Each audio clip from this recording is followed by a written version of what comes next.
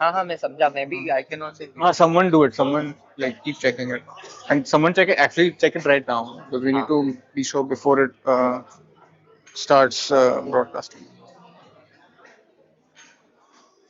Stream हो रहा है इधर से हो रहा है।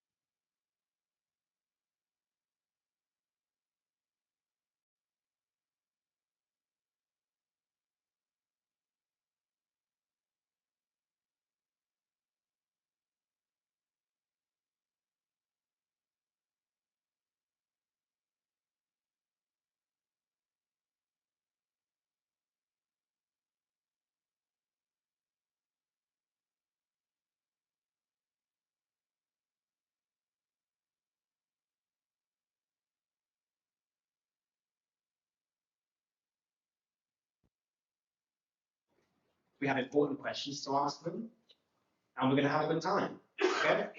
So, who's here? Who have we got? We've got a Pulitzer Prize winning journalist. We have a Columbia DuPont winning journalist, which is like the broadcast equivalent of Pulitzer.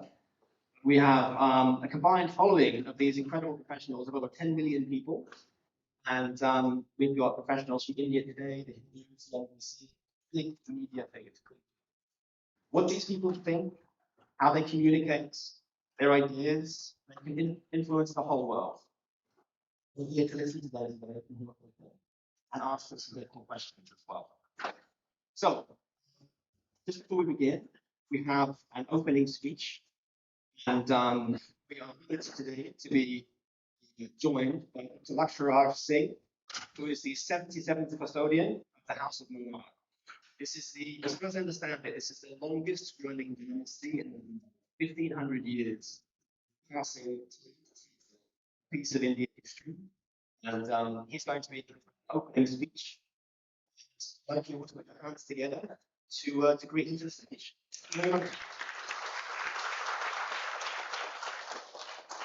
Yes, thank you so much.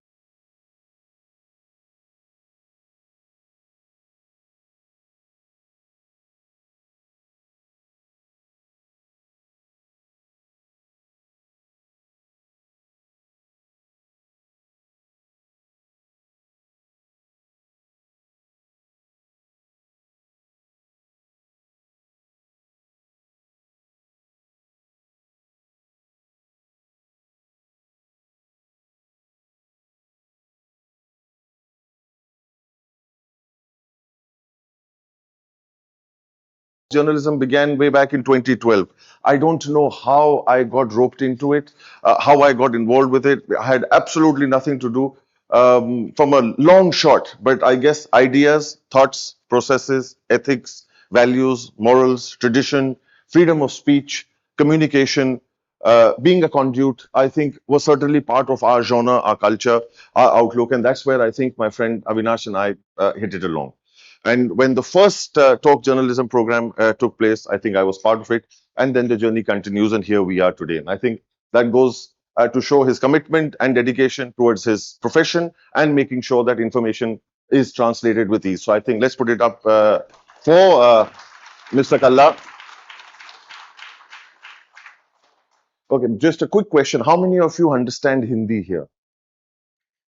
इतने में तो UK में सरकार बन जाएगी. The only reason to ask you that question was because my English is like my friends. Okay, it's very strong, but I have no control over it. So that's the only reason why I asked. So if I do slip into my mother tongue, just bear with me. The organizers have made sure that your partners are chosen, or the people that you're sitting next to have been chosen in a manner where they can be translators as well. Right? I think that was programmed very well, and I think that was done to military precision. So coming back to this entire journey, I think the panel that we have, the people that we're going to listen to, I think the need of the hour is certainly being able to get that accurate information. I think we have an overdose of information today. There is a lot of information, and I think the people who are giving us the information, we are not being able to question them or talk to them. I think this is one such opportunity for us who are outside of this profession, who have the pen, which is perhaps the most powerful weapon of the 21st century, right? With its absolute pertinent ammunition, which is the ink, right? So today we get that opportunity to question those who are questioning the world, questioning us. I think let's make the most of it. I think this is a platform which more than ever was the need of the hour, need of the moment today, where I think time is certainly standing still.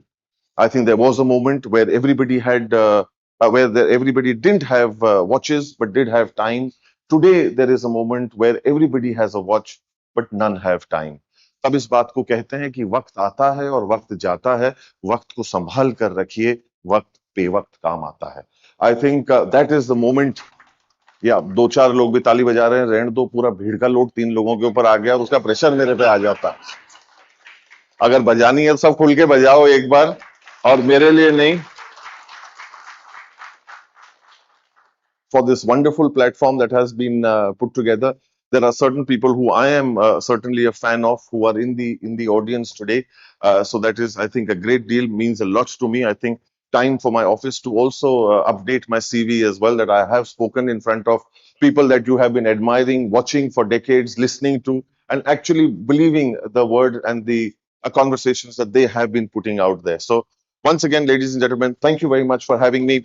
Big round of applause for Avinash, all of you who are present here today, because this is the number that's actually going to matter. It's not about the crowds. It's not about having every bum on seats. I think it is actually the people who are present here today in their physical aspect, with their souls, their mind, and their body, are the people who are going to be the change makers, are going to be the people who are going to make a difference. So thank you once again, and all the best. Thank you, Your Highness, for that.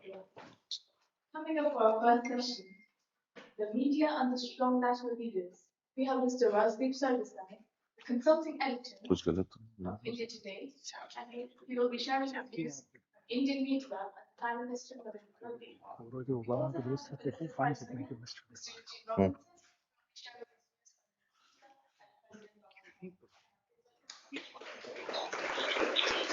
Thank you for your service. You're not mother. I hope you are happy and all went out well. Oh, please, please.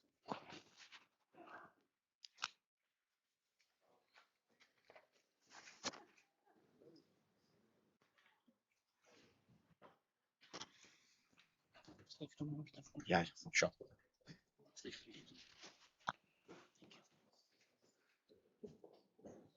I wanted to ask Eugene which side he wanted to sit. He's chosen the left, I always do. So. which in the times that we live in, including in this country, may not necessarily be fully appropriate. But thank you very much. First of all, is that on? Yeah. First of all, thank you very much to Avinash for organizing this talk journalism summit or conclave or talk that we're going to have this afternoon. These are the kind of spaces that we would like to see more of. Yeah. Thank you. Let me start again. First of all, as I said, Eugene has chosen the right place to sit, or wrong place to sit. He's sitting on the left in the times when the right is ascendant in most parts of the world, unless you're living in Hungary at the moment. But we're here in London, and it's wonderful to be here. And a big thank you to Avinash for organizing this. I think he deserves a big round of applause.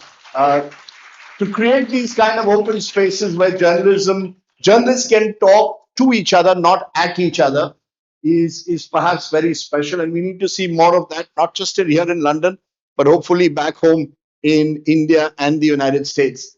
When Avinash asked me how he would how we would script this, we thought we wanted to be unscripted, That's correct. which is not easy in the times again that we live in. And we thought there is one common theme. While we speak of freedom of the press and free journalists, I come from the world's largest democracy, and my friend Eugene Robinson, Pulitzer Prize winner, comes from the world's oldest modern democracy. I say modern because many believe that democracy was there in India thousands of years ago. That's contested. But either way, the world's oldest and the world's largest democracy. But in the last 10 years, we've seen the rise of political strongmen. Donald Trump in the United States and Narendra Modi in India. So we thought we would share our thoughts on covering strongmen leaders. And this could be applicable to strongmen leaders across the world, from a Vladimir Putin to other leaders who effectively use their power in a way to ensure that dissent is minimized. And I want to start, Eugene, by let's look at the challenges that journalists have faced in the last decade in your country and mine in covering these strongmen leaders. You start and tell me how difficult or how easy it is, and what's the biggest challenge when it has come to tracking and reporting on Donald Trump. Well, where do I start? First of all, thank you, Avinash, for organizing this. As usual, this is a really important, really great gathering, and it's wonderful to be here. And I've been a journalist in the United States for nearly 50 years. I've never tried to cover a president like that, because we've never had a president like that before. So what are the challenges? Well, one, obviously, is that the media has never been, in the United States, has never been under it. The way the media is under by an administration. Yeah. At the Washington Post, I worked at the Washington Post for 45 years. One of our reporters had her home raided by the FBI and her computers and phone taken, even watched, ordered her runs taken, and examined by the FBI in a search for whoever was giving her information from inside the government. So there is a very concerted attempt to control the flow of information that we constitutionally and legally should have. There's an attempt to choke that off. And that is an ongoing challenge. It's a major challenge that you're trying to fight in the courts and trying to fight in other ways. And there's another challenge that some days is even worse, or many days is worse, which is simply trying to tell fact from fiction or truth from lies. Because we have a president who takes over the hand and lies. So he simply says things that are not true. And he's president of the United States. So you have to report what the president of the United States says. How do you report that knowing that it's not true? How many times has he said we're just hours away from a settlement? Ends the war. How many times has he said it? How many times has he said it on a Sunday in order to lift the stock markets on Monday? Again and again and again, and it's an impossible choice, because you can't not report what he says, but reporting it, it's not true. So these are some of the issues that we do. Some of them are similar to what we face in India, and some are different. I mean, at the end of the day, I think Narendra Modi and Donald Trump are similar and yet different. Mr. Modi's come through a proper party structure. He's emerged through 50 years of what is called the Sangh Parivar, or the wider family, the Saffron Brotherhood. Unlike Donald Trump, who's the classic outsider, a reality TV star, real estate mogul, who suddenly decides, I want to be the president of the United States. And I think it's important to make that distinction. But there are similarities. For example, I mean, the institutional capture of the media is as true is certainly true in India, possibly much more than it is even in the United States. I mean, think about it. India's legacy news channel was sold by the promoters to India's richest or second richest, or was taken over, not sold, but forcibly, virtually taken over by India's first or second richest man. That number keeps going down. And the moment the takeover took place, all the cases that had been filed against this news channel have systematically gone away. The same courts, the same agencies that were hounding the promoters of that channel, particularly the agencies, suddenly went to court and said they're closing the case. And think about it. If this happened to the largest or the legacy news channel of India, what kind of chilling effect it would have right down the line. One of India's smallest digital platforms. The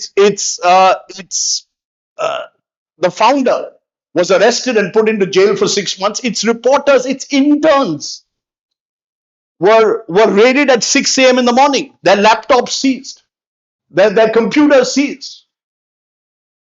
Now, so I think that chilling effect is perhaps far more dramatic in our country than it is in yours, because all said and done, and I say this as an outsider, I think the checks and balances or the pushback is missing in our society, unlike yours. So we have a much more disciplined prime minister in terms of the way he controls information. He's not going to tweet at midnight or wake up in the morning at 6 a.m. and tweet something randomly. It's very controlled.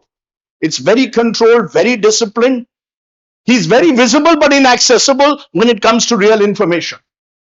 We too suffer from a huge disinformation deficit. I'm not going to call it lies right away, but it's certainly disinformation. Look at COVID. The government of India says 5 lakh people died in COVID. The WHO says 45 lakh people. So that's 4.5 million people died. And the government of India says 500,000 people died. Where's the truth? Who's going to tell it to me? Who's going to sort of show the mirror? So you've created a chilling effect on large sections of the media not to ask the real questions that matter. And that is where I think populist strongmen are similar. They want to control the narrative. I think in Trump's case, it's more about himself. In Modi's case, it's about ensuring that the party structure that he belongs to is in a way ring-fenced. And I think that's the challenge that journalists face. Because if information is so controlled, how are you going to be able to expose those in power? How am I going to be able to, as you rightly said, tell truth to power, which is basically what journalists were meant to do? I mean, it's not as if propaganda machines didn't exist in our country even before 2014. They did. I mean, we had an emergency, a full-fledged emergency for 2 years where the media was completely censored. But I sometimes wonder now we are in a situation where you don't need an emergency.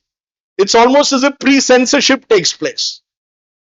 I mean, where any inconvenient issue is quickly brushed under the carpet. So that's what so there are similarities and differences. I mean, tell me, for example, Donald Trump is accessible, right? He is accessible. He is so accessible. Reporters have his cell phone number, and White House reporters, and they'll just call him, and he'll just talk to them if he chooses to. When he chooses to, when he has a message he wants to get out, he'll just go on the phone. And one time recently, he spoke to a couple of reporters late at night. And then apparently the next morning, he told his press secretary, I think I made some news last night, so you'll figure out what it was. But again, what do you believe of what he says and what do you not believe? But yes, he is accessible. Answers questions all the time. but often in a kind of performative way. So, for example, he will come out of the White House and he's walking across the lawn to get on the helicopter to be taken. He starts and answers random questions, and he'll call on a reporter from an outlet that he dislikes, legacy news outlet, one of the television networks or something like that. And once the question comes, which is usually about, it's usually a question he does not want to honestly answer, about the war, about corruption, which is a whole other subject. And he will, instead of answering the question, he will say, get a load of that question. You're a very stupid person. He does that all the time, especially to women. It's interesting. He has a thing about women in power that seems to threaten them. You're a very stupid person, and that was a very stupid question. Rather than answering the question. And so the reporter will pose the question again, and he'll, give another insult, and then he'll turn to someone else. So he's accessible, but the information is less accessible. Good information, much tougher. Come on, the official statistics, for example, come out of the government, which we used to be able to take just as gospel, as truth, whether from a Republican administration or Democratic administration, the statistics about the economy or about the environment or about anything, you could count on them being accurate. Now, under the Trump administration, you can't rely necessarily on the figures. They're not necessarily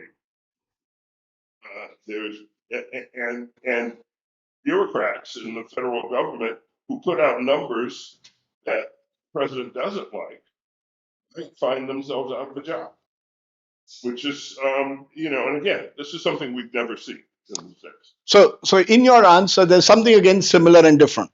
I call the government of Narendra Modi, it's the NDA, it's called the NDA, Government National Democratic Alliance, but I call it no data available. Yeah. If you press them on data, if you press them on hard data, they will not answer, or they will give you inaccurate answers. I gave you the example of COVID and the number of deaths that took place. Even our GDP figures are contested, because the fact is that governments are opaque. They do not want to be transparent, because the moment you're transparent, then you're subject to scrutiny. So I think in that respect, both Donald Trump and the government that Narendra Modi leads are similar. However, when it comes to access, you mentioned, Donald Trump may suddenly in the White House say you're a stupid journalist, or say that. Mr. Modi won't do that. I think Mr. Modi's skill in that sense is, Mr. Modi is more of a politician in that sense. And therefore, he and his government personally are extraordinarily disciplined in controlling access. No press conferences, for example, in the last 12 years, not one where you can ask a direct, unscripted question, carefully managed interviews, a communication strategy that bypasses traditional media. He would rather break news. To some extent, Donald Trump does that with Truth Social. Mr. Modi does that again with social media, or by going on TV and an address to the nation directly. I don't want any intermediaries. I'm going to come at 8 p.m. in the night. Many Indians actually now get frightened when people say Mr. Modi is coming at 8 p.m. in the night to address the nation. Because because in 2016, that was when demonetization took place. That we suddenly decided no 500 rupee notes, no 1,000 rupee, no 1,000 rupee notes, no 2,000 rupee notes. People now get scared. But it's very scripted. It's very, very controlled. He knows exactly what he's doing in terms of bypassing traditional media, where questions can be asked. And the truth is, as a result, journalism loses out, because journalism is at its best when power can be questioned directly. Who do I question directly? Who do I question, say, 10 years from now? Did demonetization work? Why is cash back? Cash is back in India far more than it was even pre-2016. And you told me that when you addressed the nation that you'd finish the black the so-called parallel economy in India, the cash economy. It didn't get finished. Now, who do I question? Can I question him directly and get into cross-questioning? Or is that form of adversarial journalism over itself? I mean, I think that's part of the problem. Maybe we are looking at journalism from a previous lens. You started 45 years, 50 years ago. I started almost 40 years ago. So, we are from the age of the typewriter. We're from the age of the dinosaurs. Yeah. We're both sounding like dinosaurs. So I can understand why a younger generation may feel very differently. But I grew up in that. I mean, I grew up in an age where a press conference could be addressed by the prime minister or the leader of the opposition, and the youngest journalist in the room could put up his hand, sir, I want to ask you a question. That's not going to happen anymore. And I don't think journalists, in at least what I see in the American media, is some kind of a pushback. What I don't see, we have become compliant. Okay, if that's the way you want it, okay, that's fine. We'll live with it. And that infuriates me, because that shows somewhere we've lost that capacity. Why did we become journalists? Not to become PR artists or propaganda, part of a propaganda machine. So I'm just wondering whether we are dinosaurs in the first instance. First of all, yes, we are dinosaurs. I don't think there's a question about that, because the world of media has changed. And one of Donald Trump's insights was that he doesn't need us the way former presidents did. He does not need traditional media the way previous presidents needed us to get his message out, to get his message disseminated. He can do it directly. He can do it through social media. He can do it through non-traditional media sources, and indeed, most people, look at the numbers of people who get their news from traditional news sources, from social media and TikTok, Instagram Reels. Instagram Reels, YouTube. All that's where people are getting their information, and so Donald Trump and his people saw, aha, we can just go to these other places and get our message directly to people, and we don't need traditional news sources. This was, I remember back in 2015 when Trump was running for president for the first time, and he called me up, a columnist for the Washington Post, and it was the sort of person traditionally a presidential candidate would want to have a relationship.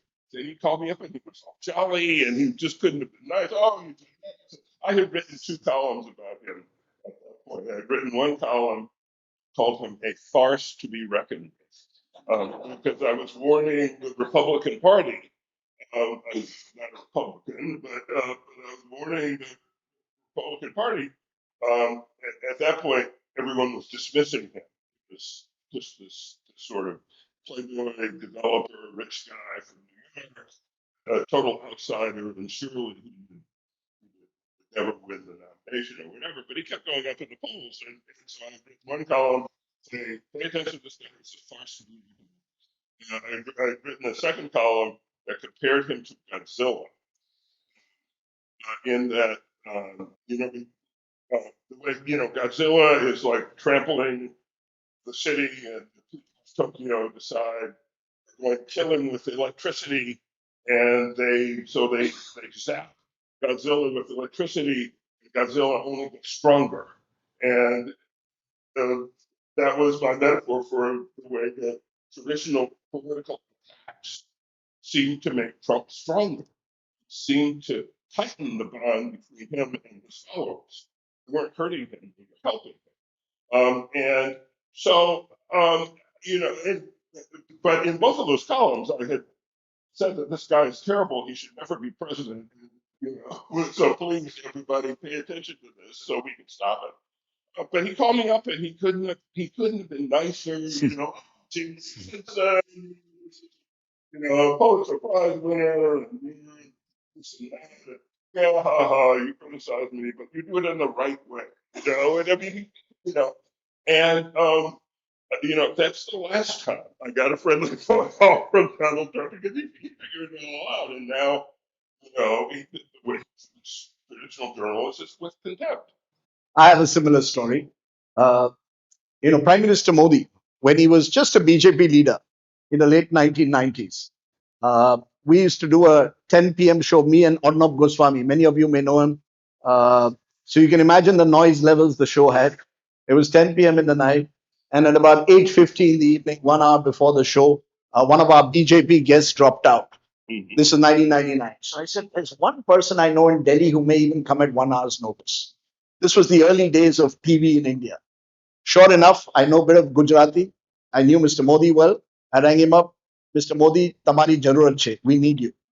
He came at 1 hour notice into the studio, literally scrambling, nicely dressed as always, perfumed, and came running into the studio. Another occasion, 2002, we did an interview with him in the middle of the riots, Gujarat riots. And in those days, we had those old tapes where we would interview him. And the tape got chewed. It got spoiled. Full interview, 40 minutes done. The tape couldn't work. I rang him up at 9 p.m. the same night and said, sir, we need to interview you again. The tapes got chewed. Sure enough, gave me an interview at midnight. This was, of course, the early days of TV. But again, Mr. Modi at that time, I think, needed traditional media. Today he doesn't. He can bypass us. So I think the world has changed in that sense. But I want to pick on something which I think is important, because there are 2 points, and we'll come to both. I know he said 5 minutes, but give us 10, because I think these are 2 important points. The first is polarization. Because every story on Modi, for example, in India, whatever we do, or any on the government, is immediately viewed. Any story on anyone today in power is viewed through a political lens. You criticize the government, you're accused of bias.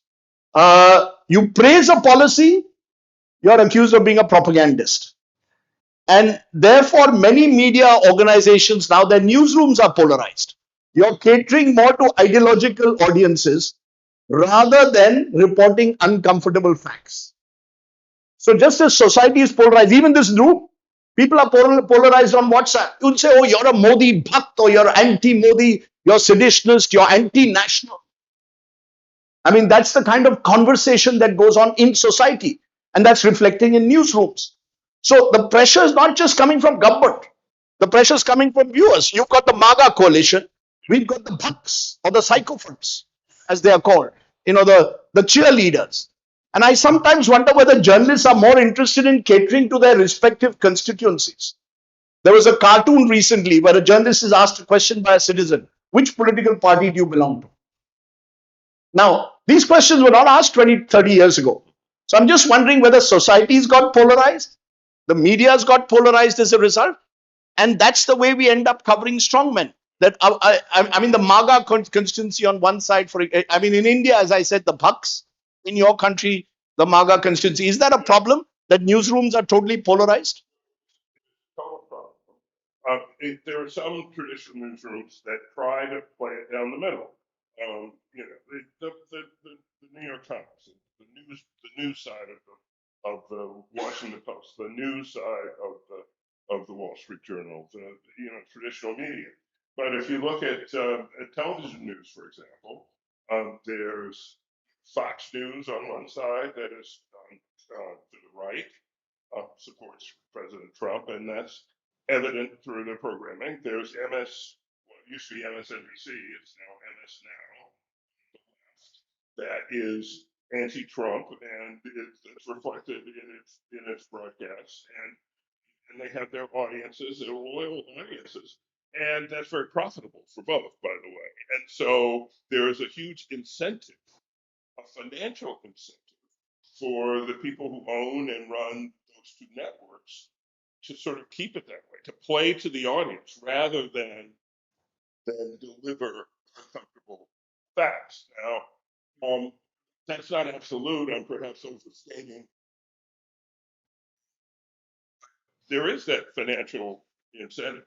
I'm going to come to the finance in a moment, but by the way, we have in India news channels that are Fox News on steroids. Okay. So do we. So we make Fox News actually seem relatively mild. If you see the relative, the noise levels, for example, news, I keep saying, has been replaced by noise, sense by sensation, and credibility by chaos. And then the algorithm comes in. Look at the way digital platforms are. You can't be fair and balanced anymore on digital. You have to take you have to take positions. I mean, it's almost as if you don't take a position today. I mean, I came from a journalism school where we were told you have an opinion, please keep it for the edit pages, not on the news pages. Now, opinion is expected of a journalist. And therefore, in these you see, so the problem is that we are sort of catering to polarized opinion. You don't want, I mean, I see these digital shows. In India, there is no news channel now. The left liberal space is out of the mainstream. So whatever is there is on digital. And there also you get traction only if you take strong polarized positions. And actually, the real color of journalism was neither black or white. It often is gray. Now, who wants to explore gray? Gray. You don't want to explore nuance anymore. You want everything in sharp sound, sound bites. The more provocative you are, the more the algorithm gets you views. So we are trapped in a way. And then that comes to the financial issue. Because I think one of the real challenges, and this is the final point I want to make in covering, I think it's the perfect storm. You've had the rise of populist strongmen in the last 10 years who want to control any form of dissent. And you've had a compliant media ecosystem, at least in our country to a large extent. But you've also had the economic collapse of the business model or the weakening of the business model of journalism. Journalism has got commodified at the same time as the populist strongman has risen. And therefore, how do you do the kind of journalism that will get you revenues, but at the same time be able to allow a reporter to pursue a tough story that is uncomfortable to who controls revenues? The biggest advertiser on mainstream media in India is the government, whether state or center. How do I question the top industrialists of the country? The two top industrialists of the country control two major channels, and they have interests in every area outside journalism. So journalism is only for access for them, access to power, or for influence peddling. It's not to promote journalism. And I wonder whether that's, I hear Jeff Bezos taking over the Washington Post, for example. In India, we have the Ambanis and the Adanis who've taken over channels. And again, there's no pushback. In any other country, there would be questions over, whether you're going to allow an individual to have this wide sweep. He controls the number one live stream platform. He will control the number one TV platform. Tomorrow, he will probably buy over newspapers. And we'll say, no, but we are the world's largest democracy. Democracy is not just about voting every 5 years. Democracy is much more. And if we don't have investment in democracy, then what are we talking about journalism after that? So the economic consequences, I think, Eugene, is part of the problem in India. I don't know whether that's true of America. Look, when Jeff Bezos has owned the Washington Post for 13, 14 years now. For 10 years, he was a model owner through the first Trump administration. When Trump was elected the second time, Bezos completely shifted. And it's not, the Washington Post is a rounding error.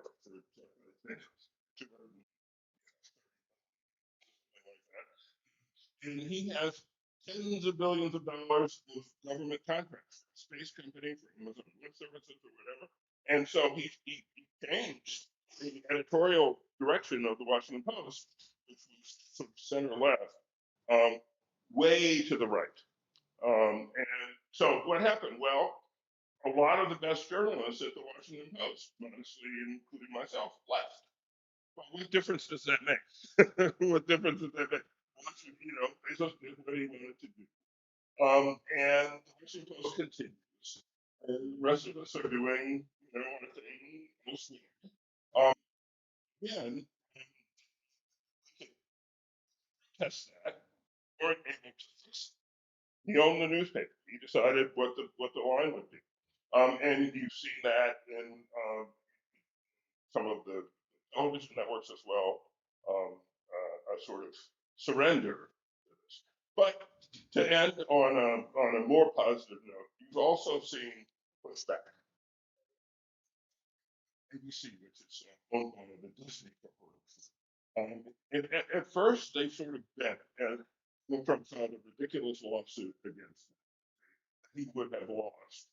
They paid him $16 million in a settlement, which was basically a bribe. And subject to corruption, and I'll have to wait for another session to the journalism. But they've changed, and so now Trump has come after them again about a late night comedian who makes fun of him and demanding that Jim be fired. And Disney has pushed back. They basically told him to get lost, and they have discovered they found their voice in a funny way. Okay, we're being asked to stop before we are both dubbed anti-national and picked up for sedition. But let me say this. Let me say this. There hasn't been that pushback in India. That's the difference. I read the New York Times. I read it online today. There was a fantastic piece on where Donald Trump's got the Iran war wrong. Direct targeting with hard facts, how the markets have been played. I mean, it is fascinating. I want to see that in Indian journalism. So the one line I want to say at the end, the real challenge, I think, and this is true of both countries, the challenge is to hold power accountable when in our case, at least access is restricted. Audiences are increasingly polarized and media institutions are economically vulnerable.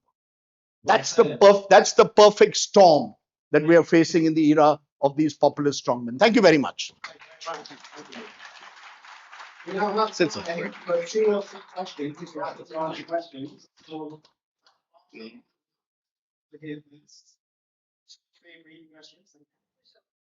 Hi, thanks for this audio. It was very interesting. I have a question for Mr. Sarvasai.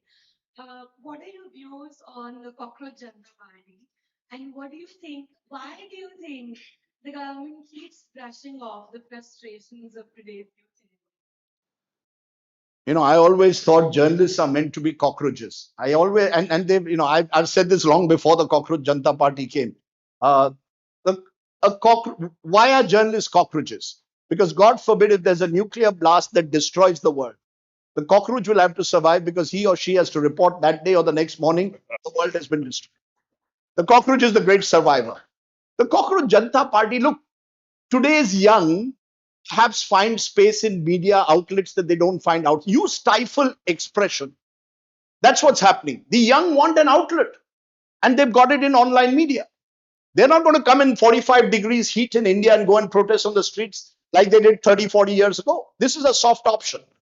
It's not going to transform India's politics, but it's a reminder. You stifle expression. People will find other ways, and no better way than humor and sarcasm. Every populist strongman, why is Donald Trump trying to shut down a stand-up comedian? Why are Indian stand-up comedians put in jail or have cases against them? Because strongmen don't like humor. They don't like they don't like satire. They don't like to be shown for what, they can easily finish up someone like me. But the comedian is it's the comic element, the satire, which our mainstream media fails to do. When we don't report honestly on paper leaks, and an 18-year-old does what journalists should be doing, then the young are going to say, okay, this is an act of rebellion. It's not going to result, I fear, in transformation. It's a reminder to those in power. For God's sake, keep your feet on the ground. You also come from citizenry. You're not our rulers. You're supposed to be democrats. Please keep your feet on the ground. So that's my definition of the Cockroach Janata Party. And, good luck to the young. Good luck to the young. I wish I was 18 again. Thank you. We have our next question. Good afternoon, gentlemen. Welcome to London. My question is for you, Rajdeep. You said that newspapers depend on advertisements. Everyone does. Okay. When I left India, as far as I can recall, there were some newspapers that were anti-government and there were newspapers that were pro-government. I can remember Indian Express as particularly just pinpoint Indian Express. But do you think newspapers or media now is so influenced by advertisements that journalism suffers? Journalists is saying things as they see and they perceive and understand, assimilate, but when they put it down on paper, they have to dilute their sentiments, to dilute what they want to say. And that reaches out to the wider audience. I thought I'd ask for the Muslims. The short answer is yes. I mean, the truth is that it's not as if advertisers didn't play such an influential role 20, 30 years ago. All that's happened, it's become more brazen and brutish today. That's, of course, it is because when power is so centralized, what is the common thing between these two countries at the moment? The sheer centralization of power. Donald Trump will go to war with Iran bypassing Congress.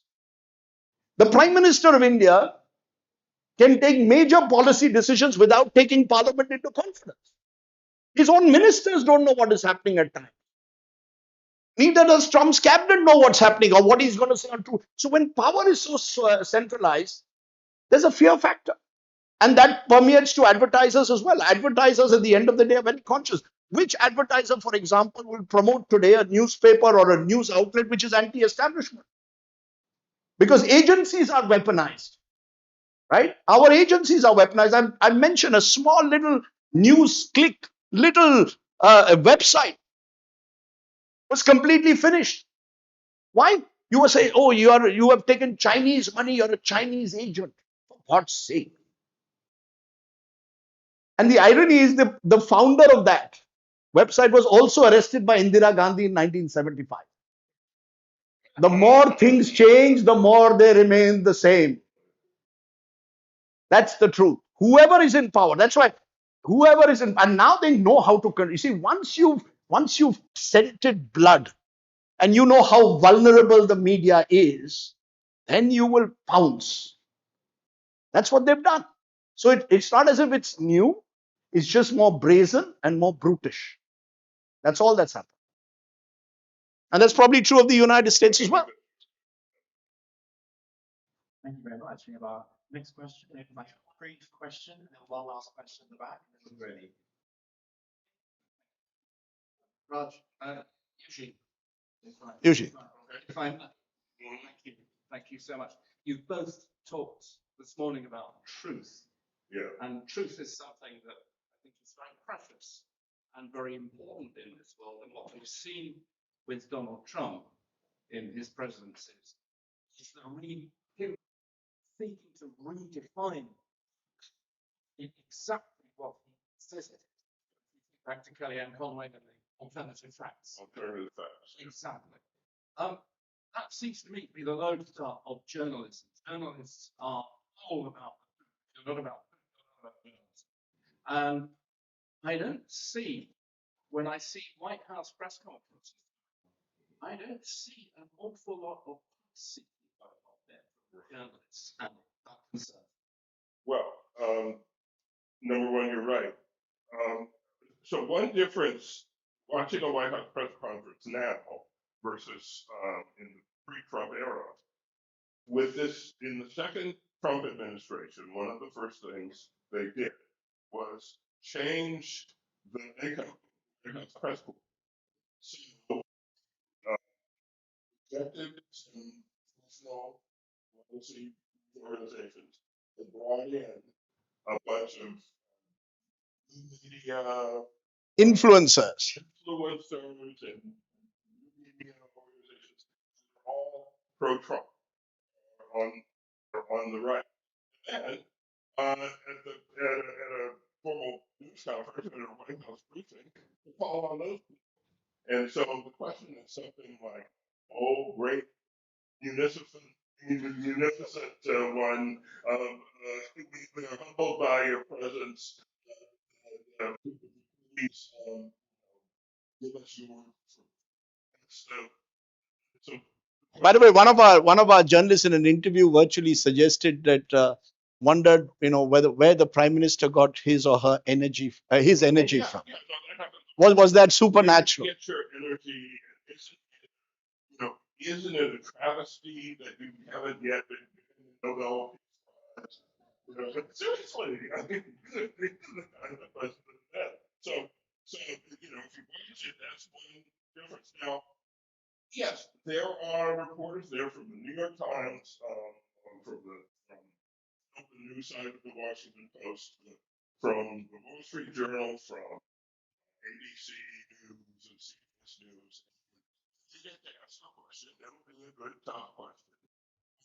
And the answer will be essentially President Trump says otherwise, and President knows best because full stop, and then they turn to somebody else. We can. It's always been the case. We can ask the questions. We can. I wish we had subpoena powers. We could put them under oath. Penalty perjury, but we can't. So, they will. They won't tell the truth. And so, in our pages, traditional newspapers and traditional television and news sources will report truth as best they can find it out, and always involves going around the White House and getting the facts, and that's fine. That's our job, but that's not where most people are getting their news. And so I go out into the red states, into Trumpy parts of the United States. I have conversations with people who believe in an alternate universe, who have a completely different idea of what happened. They're just basic facts that Right. they get wrong, just don't know, because they've heard the distorted version of events from the sources they follow. And it's very difficult to have a conversation with those people. If you're not talking about the same set of facts, talking about the same sequence of events. So it's the polarization, but it's not just political polarization, it's a kind of polarization of perception, history, basic reality that creates a chasm that's really, really difficult to bridge. And I don't know how we do that. Probably we do it gradually. Probably it takes a lot of work. It has to be done. I don't think you can have a democracy unless you have a sort of common chronology of events and common encyclopedia of facts that you then argue about. And I think there needs to be a distinction between diversity and polarization. We are diverse. India is incredibly diverse, so is America. But unfortunately now it's not about diversity anymore. It's about polarization. It's about them versus us. And that's means that truth telling takes a hit. Whose truth? Whose truth, whose opinion? Makes it very difficult. Wonderful, thank you. We have one last question, and then we'll be moving on to the next session. You actually criticize a lot of things about the back home. Sport is not able to fight the war, but yet a lot of the corruption is spoken. 20 years back, to flat in Bombay, was 25 to buy a flat in Bombay. How much? He went to buy paid cash. So don't you think so? You have to make cash most of 30 years. For 30 years, nothing. Before 30 years, if I had to buy a flat in Bombay, major and micro. Major cash in strong men. Clear use all this. We really want this. You are against Mr. No, 1 minute, sir. What has happened with corruption is very similar to what's happened with power. It's more centralized. Come with me to Mumbai, and I will take you to people in the real estate industry. They will tell you the 4 or 5 people who control it. You will learn from them whether they operate in cash or check. It's one of the great myths. Please understand. There are people who are researching this resurgence of cash. How do you think the election machine is funded? To check? No, do you really think? Look, the average citizen may, I'll tell you what, one thing has happened. Digitization has ensured, for example, in India, when Rajiv Gandhi was Prime Minister, he often said only 15 paise. When you put in money into a welfare scheme, only 15 paise reaches the beneficiary. Today, because of digitization, I can ensure vast welfare programs that directly reach the beneficiary. I'm giving you an example of that. Real estate is a bad example, trust me.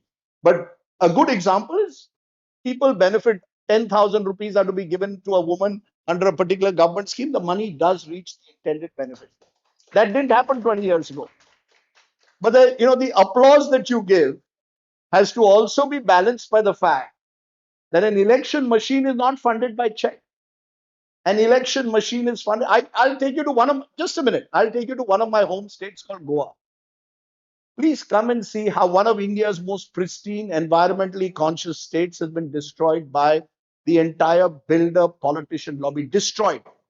Every rule has been flouted. And you think that money is being done through check? Please, sir, as I said, and Mr. Modi should come to defend. You're absolutely right. He should come.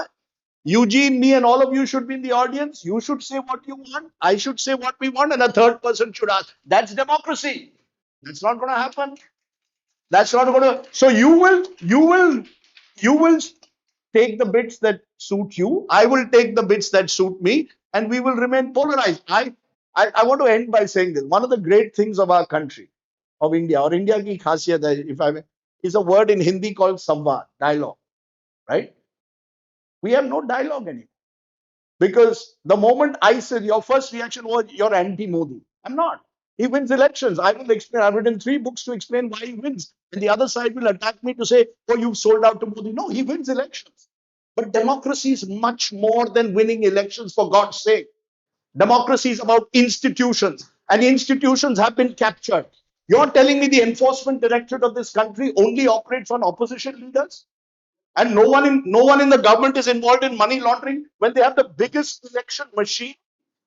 And I'm not supposed to ask that question. And if I do, you will say you're anti someone. Which is why the conversation doesn't go forward. Which is why democracy is not enhanced. We're all living in our little me. Aapne koi reel dekh li, someone has taken some YouTuber and believe that's the truth. The truth lies in between. You are right in some ways. Of course, there are areas where corruption has been minimized. There are areas where corruption has been magnified and centralized of a quantum you can't imagine. You can't imagine.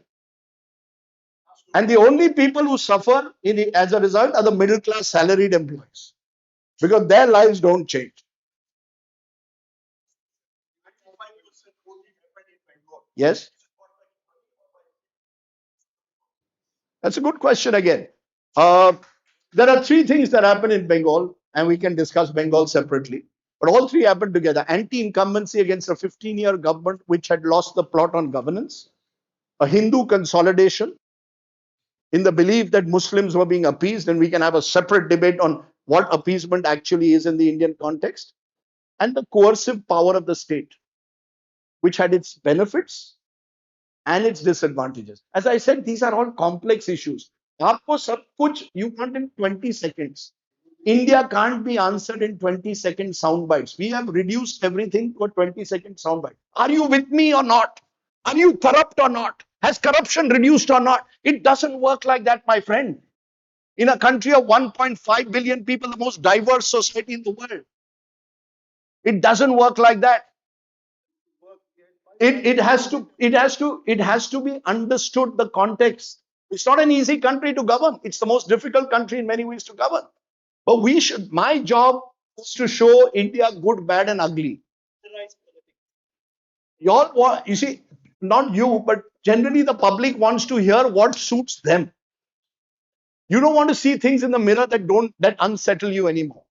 You want to see things in the mirror that make you feel, yeah, this is what I say. That's not how journalists work. So we have blurred the lines between journalism and PR. And that, to my mind, there are podcasters in India who get paid by politicians to do interviews.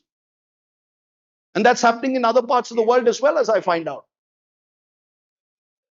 No, but not on this scale. 1 minute. It's very easy for you to say, again, a statement with zero knowledge of what journalists were 40, 45 years ago. Yeah, so journalists, 1 minute. Journalists in the 1980s did not have the kind of platforms that they have today. We had one Newspaper, even our jobs. Today you have 424/7 news channels. You have thousands of podcasters. Nothing wrong in that.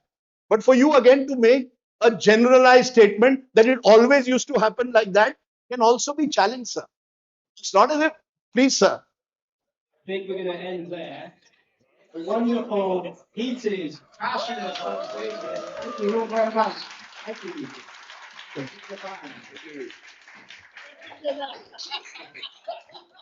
Thank you. Almost ready.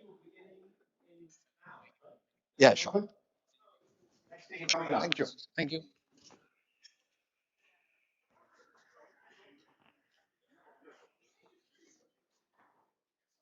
One last thing. There may be urge to get selfies and things with people. There'll be an allocated time at the end of the event for selfies and conversations. But for now, the event is continuing. So the next speaker is coming now. Can I now invite Can I have your attention?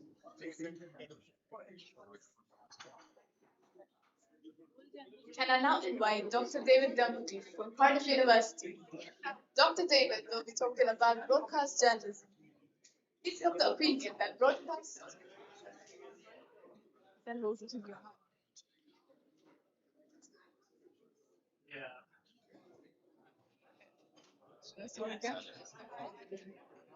Sorry, ladies and gentlemen, if you'd like to have a conversation in private, you can speak in the hallway, but the event does need to continue. So please take your seats and get ready for the next speaker. Thank you.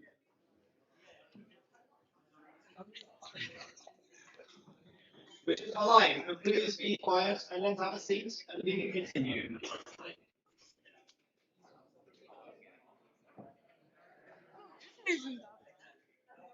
Gentlemen, sorry, please have a seat. Please have a seat. Have a seat, please. The event is continuing, so please have a seat. Thank you. Please sit down and have a listen to the next speaker. Thank you very much. We're almost ready. Are we excited? Yes. Looking forward to the next speaker. Who is? Can I now invite Dr. David Dunkley from Cardiff University? Dr. David will be talking about broadcast journalism. This is the opinion that broadcast is the truth of the trust, beyond the algorithmic era, and that the impact of cinema journalism. Dr. David, over to you.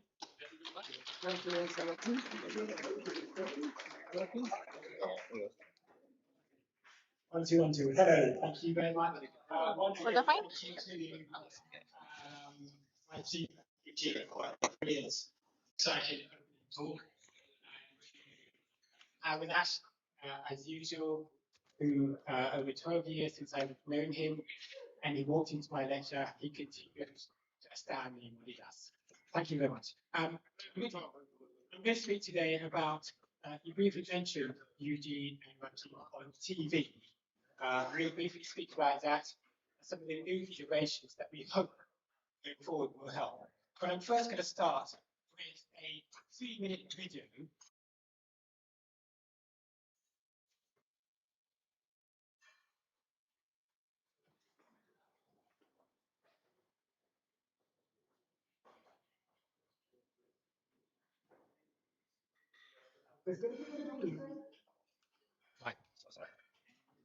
Voting in South Africa's first multiracial elections begins tomorrow. Is covering the historic elections and joins us now live on the line from Johannesburg. David, It was a glorious crisp winter morning that portrayed what was a momentous event, the inauguration of Nelson Mandela in almost classic mythical fairy tale fashion. Political prisoner. I'm actually highly motivated to come into this fight.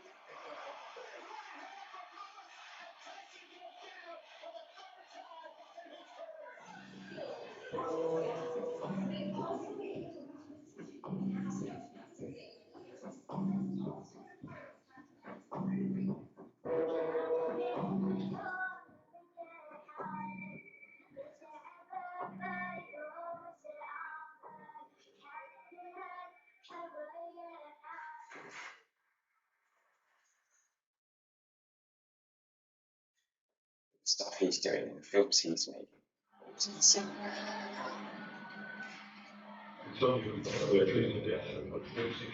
Good day, press conference about one of the the most brutal murders investigated by Cleveland police was about to begin. It will test the mettle for a radically new breed of newspaper journalists turned video journalists. I think I can do something. Now God wants to use my pen to change even if it's something small, to change people, to change the way they think. Now I have a reason for being born in this country. Everyone in my family respects me now. I had something.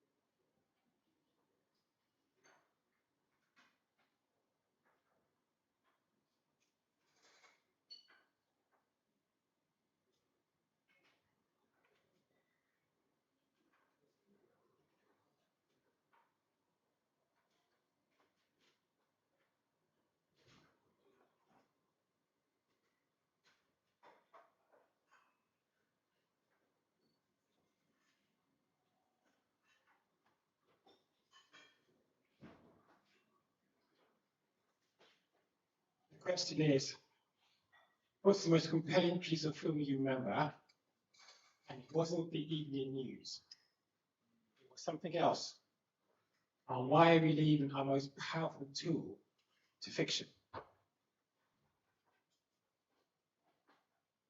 I've heard from my esteemed colleagues about the news. I want to work in the news, Newsnight, and for News, ABC News. I'm now there's news avoidance at London. News isn't memorable. Nobody cares for it. They don't want to watch it. Why is that? This here gives you an idea of what's going on. As far as we know, by the time you finish watching the news, 48 hours later, it's completely forgotten.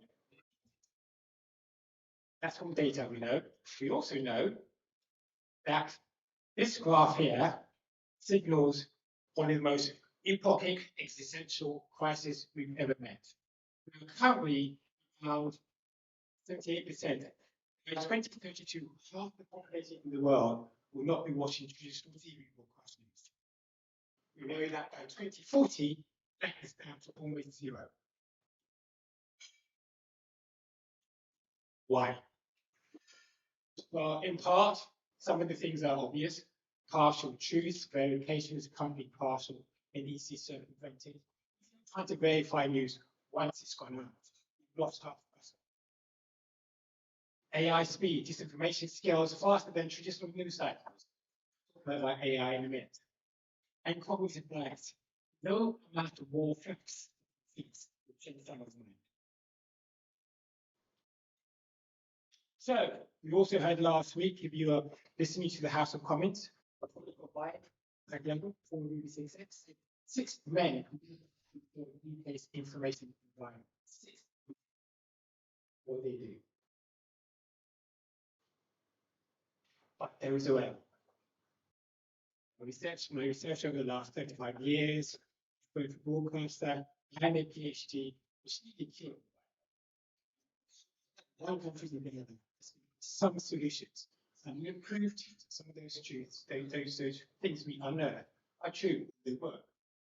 First and foremost, this is a book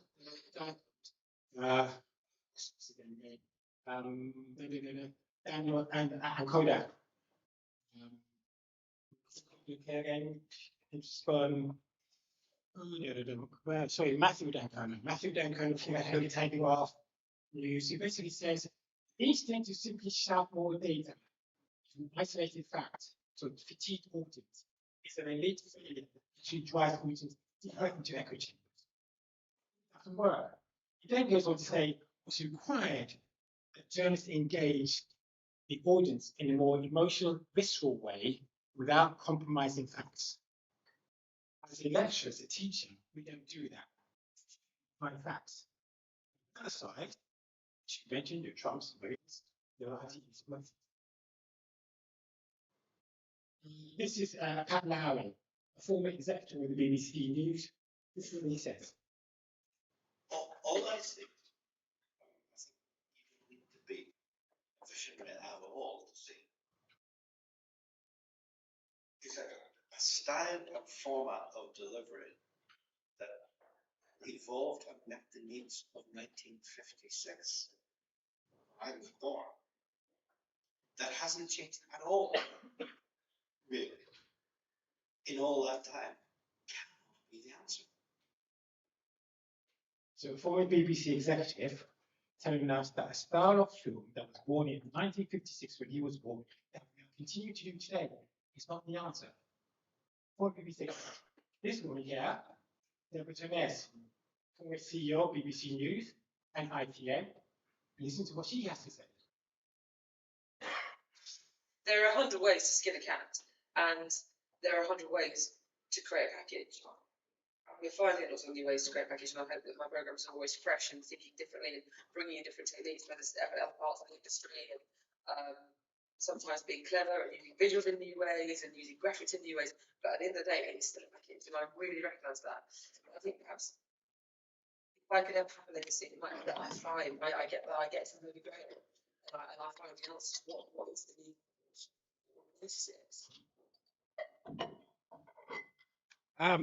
For 50, 70, 70 odd years, since the inception of the thing called the Broadcast News Package, it continues on news to tell us, inform us, educate us. You've heard it from BBC News saying, continues to try and inform, sort of working. What is that? I'm going to talk to you about some norms achievement happening very fastly. The mission from the 1960s. Eugene will know this down very well. He's not on this, he's on another tip on my. He's a great guy who did primary. His name, just escapes me again. Crew from primary. Talk about my career briefly and then global training. But Robert Drew. Robert Drew came out of Cinema Rate. And then very briefly, we've trained over hundreds of journalists in Beirut, Egypt, South Africa, Russia, India, China, Chicago, etc. No works. This research is founded on longitudinal study. We also know, so with this like career, we train lots of people and been involved in innovation for years on end. I'm going to show you a video. From that video, one question. Let's see what you say. So this is the same story, more or less, over COVID that my two correspondents from the BBC used this for the last 12 to 15 years. Data from students telling me which ones they like. Here goes. First one will play here, then the second one. We can't begin to comprehend what it's like going through this. We're not used to seeing 50% of our patients not survive. That is the data. 50% of patients who are admitted to critical care with COVID do not survive. In all my time on critical care as a nurse, I have never experienced anything like this. Ever experienced anything like this. So it's awful. Consultant Ian Stanley is preparing for a ward round in the COVID critical care unit. Even though it's something we've done, doing it right, doing it in the right order. This properly. If I got any leaks, it's just like constantly reminding yourself of.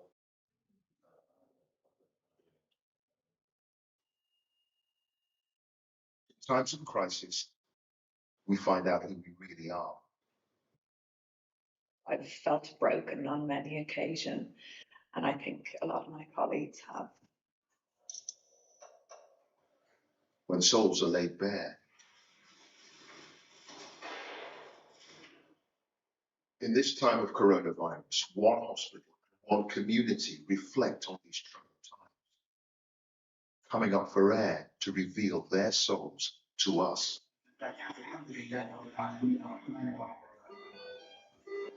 Saw the fragility of life.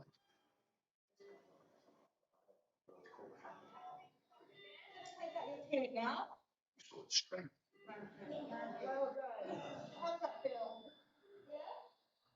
And all the while, one fear looms, another peak of infections to rival the first. Can I ask you, which of you prefer number one?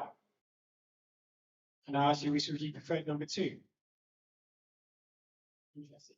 So, this stats was carried out on students. 7% preferred number one, 20% like number two, and they called it cinema. Okay. These are some of the comments about Clive number two report.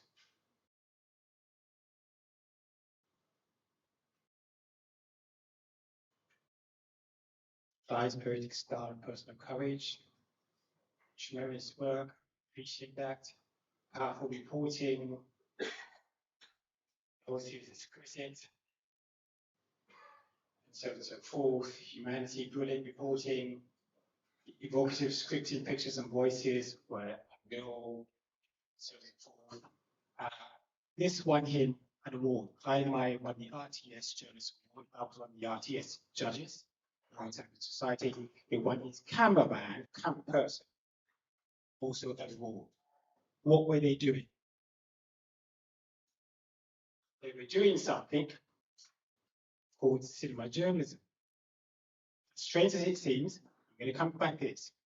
So the same thing, some of my lovely students who are here today. Please, Mother and Sangeeta, so please react with them when you have time. Please set up.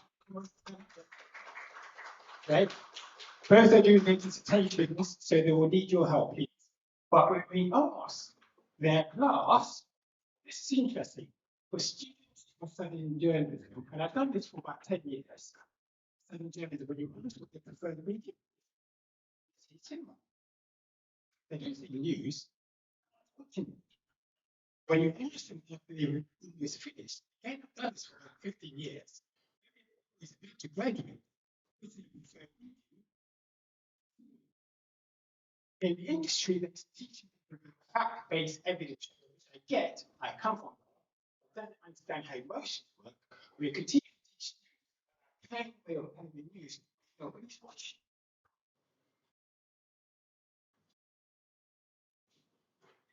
We called it cinema journalism on the basis that what was happening is that they were finding ways to use cinema's language to convey the news. And it isn't new. A guy by the name of Robert Drew in the 1960s came up with something called cinema verite, direct cinema. He was laughed out by NBC. But each time he's so. In the 1990s, I was one of the first big days, and with 30 other people. We were trying to do this. Again, to with your journal was no by NBC, they completely changed the philosophy. So we've got to a state now where we have found a way where people are making great reports using cinema and they cut into emotionally. Cinema, in case you wanted to know, is not about an art theatre. It's the sensory emotion. It can be podcasts, writing, film, music, art. Writing literally figures like Eugene have already done that. The way that it tells stories, you are immersed in the story. Giants have done over the years. It helps. Art is a style telling story. This is deep psychological. We have proof that even journalists using cinema are winning RTS awards. One World Region. Last year, I was part of the judging award. Clever guy from India won these awards. He keeps winning them. Now, fishing women in I don't remember the area of India was, but it was an amazing story.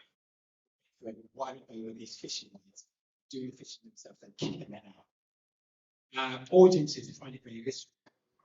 Also, the generation is primarily using this YouTube already to tell stories about the audience.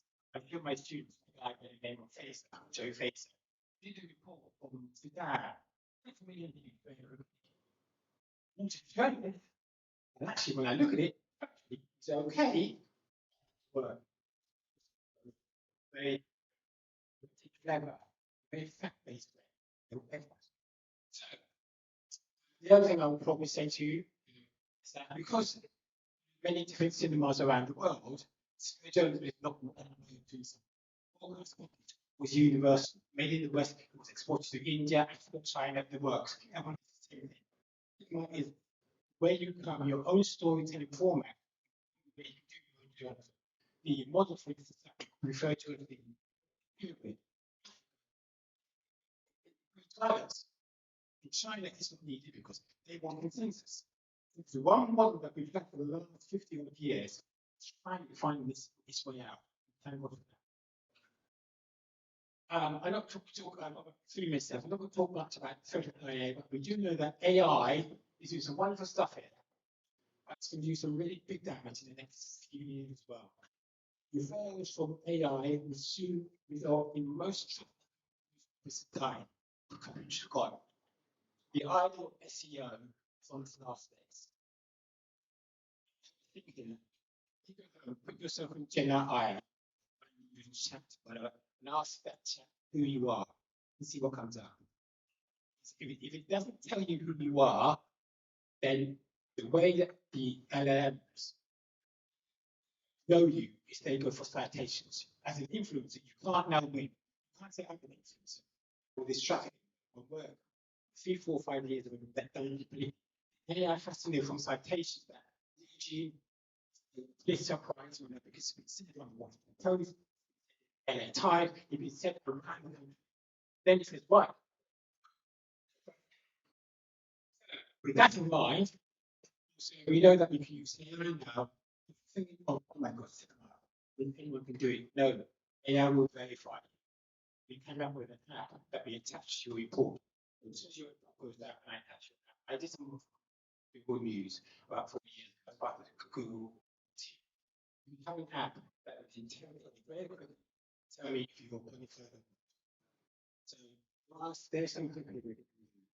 So finally, as I get to the next stage, this is a man I've worked with for a long while. You probably know him. I've worked with David over a number of years, both in his capacity as a freelance producer here at Channel 4 News and on various media events. I've always been struck by the fact that he's an original self-starter. He approaches work in a very thorough, professional way. He's a good producer. He's produced a number of different projects for me personally, and also for the program generally. He's somebody I always willing, as I say, self-starter, very original, and I can't say better than that. He's a good man. Bruce is here from Channel 4 News. That. We also know the audience is nothing.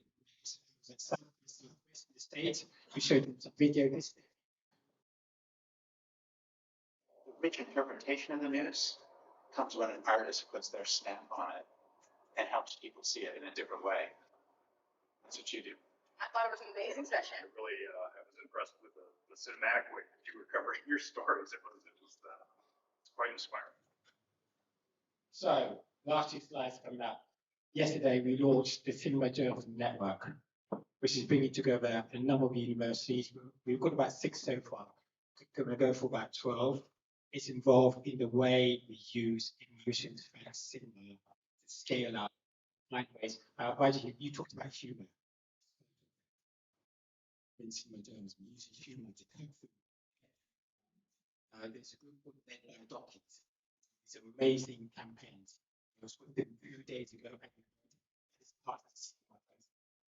It's not one thing. So on that note, more to go. Cinema journalism, imagine that. That makes you care. That's what it is. Imagine doing journalism that you go away thinking, wow, just thank you very much.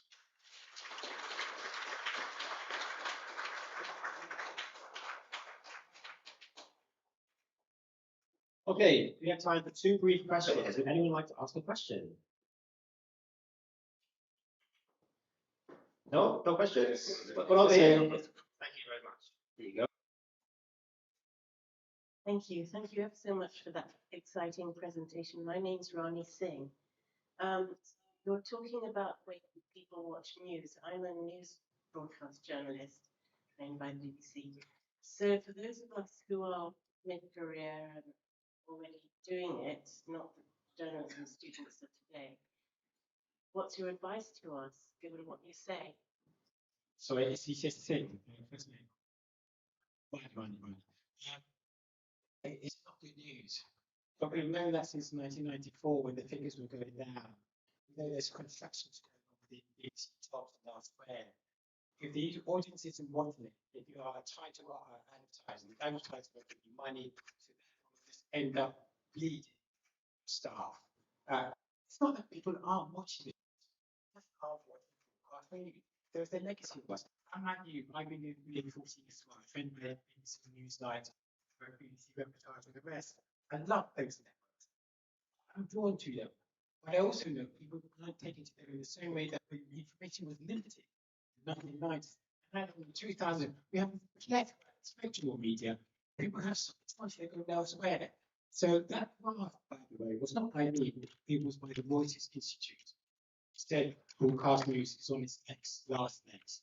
I don't really have a solution per se, but my students tell them this is a way for you talking about podcasts, you understand how the news really moves to get to people, using that advertising stream, things like YouTube and the rest. That's perhaps where you're going. It's sad news because the pipeline that it once had that was secure for young people to go into these jobs. It's really about time we find new ways. So I rely on you as well for answers, but I don't have the answers for it. Thank you very much. And the second question originated over here somewhere, I think. Here you go. Hi, my question is about the app that you said uses AI to verify the news. There has been an instance where an AI engineer was able to set up a website and say that he was the world champion of something or the other, and AI believed it and put it out as verified news. So there is the very real prospect of poisoning the very well in which you're going to check for your news. And AI can produce this data at a much faster speed and at much higher volumes than humans. So how do you think we're going to deal with that? Thank you for the question.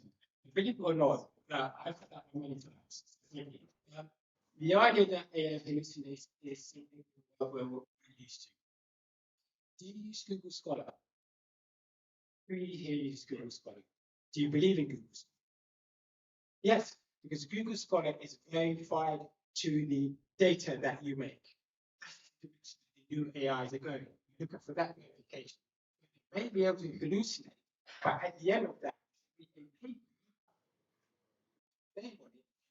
is from State University. So the AI hallucination still exists. You use it yourself. Where you can still use AI in quite a way. AI is talking to you. One checks, the other one checks the other, and the other one checks again. They could all be lying. Yeah. So I come away, then I have to think. Leaving that, and then I could do a cross verification across. So thank you for your question. Why it does hallucinate, what we are finding ways. The trick once again really is to have multiple time-worked ways to find those facts. And that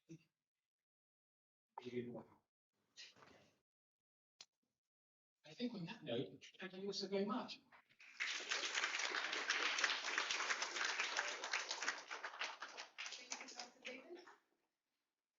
Speaker is a former UK diplomat.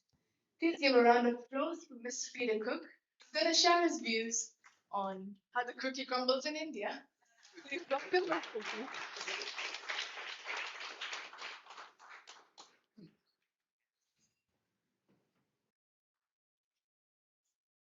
hope everyone can hear me, and my apologies, I had to script a little bit. I'm using my phone, forgive me if I focus on it from time to remind me what I need to say. First of all, namaskar, thank you.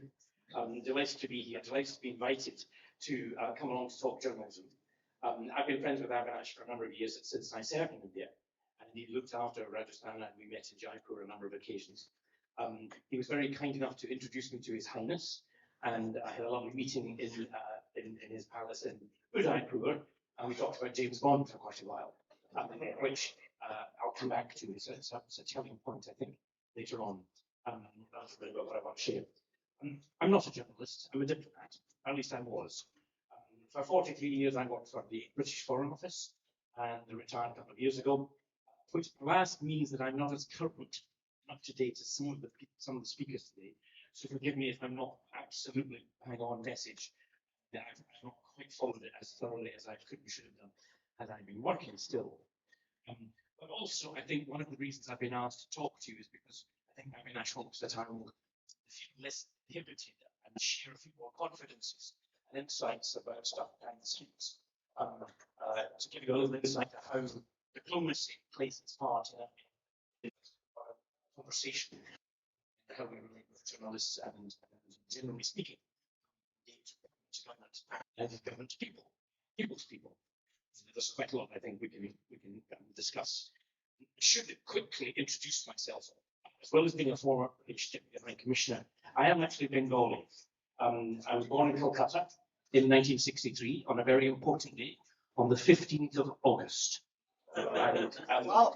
It proves that I'm Bengali because, and I've got the sweet tooth to prove it. So I'm one of those peculiar Anglo-Indians. I have a lot of India, of course. I have a lot of UK. I was educated here. I had the privilege of finishing my diplomatic in India, and indeed was able to go back for the last 3 months and do a short, very short stint as the Deputy High Commissioner in Kolkata, which is lovely because I just turned tourism, went around all the places I remember when I was a little boy. One of the things that I'm still involved with India, I still regularly engage with many people, many friends. I'm a vice chair of a trust, a charity that still does a lot of work at school in West Bengal. So I try and stay the lead in terms of what happens in India. I want you to get this on. I'm going to be controversial. That's kind of. I think diplomacy is suffering exactly the same disease journalism is. Not perhaps the same causes, not quite perhaps to the same extent, but diplomacy as an art is dying. It has been for quite a while. Diplomacy used to be about building relationships for a much longer term. So investing in countries, investing in people, working with them from a younger age up until positions when they're in power, and trying to use that and turn that to advantage. Try and build strength and trust and cooperation based on human-to-human relations. Nowadays, alas, it's not that at all. Nowadays, that's almost thrown out the window. Nowadays, it's transactional. It's very much about what kind of deal can we get, what kind of success can we achieve, how we can trade, how we can how we can arrange a visit. I think I'll remember a little bit that the UK sent the King across to Washington to be nice to Mr. Trump for a couple of days, which was designed, I think, to try and just calm the waters, pour oil on the troubled waters, and see if we could try and cover a little bit of balance, a little bit of sanity. Rather difficult exchanges that have been going on between London and Washington.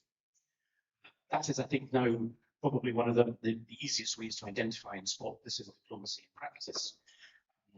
The King, bless, stood up and made a number of speeches across there, and I think proved to be more controversial than anyone had actually expected. I think he caused some surprises, and I think that's probably done him a great deal of good. Personally speaking, I think people, certainly in this country, feel as though he was able to talk truth to power. And that I think is something that we are missing greatly. I want to contrast that particular occasion. It's a visit of a UK Prime Minister to India that I had quite an extensive in organising. And this was the visit of Prime Minister Boris Johnson in the latter days of his premiership. And dare I say, To all intents and purposes, it probably passed off relatively successfully. I think success in that sense was measured by calm and without controversy. Alas, behind the scenes, it was far from that. It was chaotic. It was disorganized, even though there were many people organizing. Part of the disorganization simply he didn't do as he was told. And he went off and went off piste and started doing things that no one had actually planned for and caused havoc with the timetable and upset people by not going to things he should have gone to meet various important people and spent a lot of time trying to sweep. Please come out to our Prime Minister. He's very keen to meet you. He has a number of important things to say, and then he doesn't even show up at all. The life of a diplomat hasn't become easier when your politicians don't actually support you, the mission you're trying to do. I think one of the other things that's terribly important that came out of that visit too, he didn't read his brief. He was particularly poor at following any kind of guidance and advice. So much so that as he left from a restaurant to go to the airport to fly on to the next city in India, he managed to leave a copy of his lovely prime ministerial folder behind in the restaurant. I was called up by the owner of the restaurant and asked, please, could I come along? Someone has left a book behind. I showed up at the restaurant and found the red folder with the lovely gold lettering embossed, the Prime Minister and First Lord of the Treasury. And inside was all the briefing material for his entire visit, all the various lines that we were going to try and use, the various red lines that we were not going to concede. So we kind of handed the whole negotiating packet across to a nice waiter at the restaurant. Kind of goes to show that perhaps didn't have enough ambitions for the visit may well be to everyone's advantage. And I think the other thing that comes out of the other thing I should mention is he owes me £10 because I loaned him £10 when he went to the temporary news negotiation. He didn't have any rupees to pay me back. But that is what prime ministers do, and humble diplomats just have to shell out of their own pocket. I think some of the other things which leap out at me, which I think are similar to journalism, largely we live on truth, live on trying to use data, to try and harness data for us to be able to explain, negotiate, balance, persuade, influence. And we rely very much on the product to give us that kind of raw data, that understanding, to be able to understand where things are vulnerable, understand where things are strong and how we can work. I suppose exploiting those particular opportunities, always defending our own country and trying to find ways of collaborating and working with others that help us. I think the challenge these days is truth. It's very hard. It's very hard to find. It's very hard to identify. We need you to do exactly what you're doing. The fight for truth has to continue even more so. Internationally, it's vital. The exchange between government to government, the exchange between people to people relies on good information. If we don't have it, we just can't have any kind of conversation, any kind of discussion. I think the other telling point about high-level exchanges, I spent a lot of time working on clearing positions, getting agreement that we could have conversations about human rights, on minority rights, religious rights, on the challenges that we have with India, how we can find encourage India to do more, put it into the brief, and actually politicians don't care. They are simply to try and boost egos. They are to try and play for perceptions. One of the challenges we had, the UK press that came out with Boris Johnson to the visit in India were hugely concerned about his reputation back in the UK. The questions were, what are you going to do about the reputation in the UK? Not interested in India, not interested in the work that they were doing. It was very much focused on the domestic drama that's going on. I think that underlines even more when we become quite insular, the polarization that we talk about earlier, which I thoroughly agree with. I think it's hugely insightful. I think it simply underlines that even in international relationships, how can we persuade Mr. Modi to do that? That doesn't happen. We don't even try. We step back, we look for the areas where we can do something, and we shrill loudly when we get some success.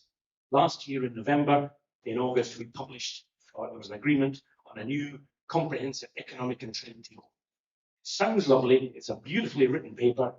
My challenge, and I hope I'm going to be proved wrong, I don't think it will mean I don't see it making any impact on our society in any meaningful way. It's a lovely bit of paper between bureaucrats, between diplomats, from the street, people of India and the people of the UK haven't read it, care about it, aren't going to do anything about it. And I think that's something we need, at least in diplomatic terms, in international conversations, we need to recognize that's never going to be a successful route for any kind of progressive advance in our relationships in between countries. Don't rely on UK, at least don't rely on foreign governments being able to carry out some of the action, carry out some of the persuasion and the influence, like broad transaction. We send the king to Washington. That's the kind of business we're in. We simply want small transactions, small successes, and move on to the next. Alas, that is the modern world. I'd love to chat to you more. I'm very anxious that I know we're running a little bit behind time. I'm happy to take a couple of questions. But there are more important people in the room that I'm very happy to let have the platform. So please. Thank you.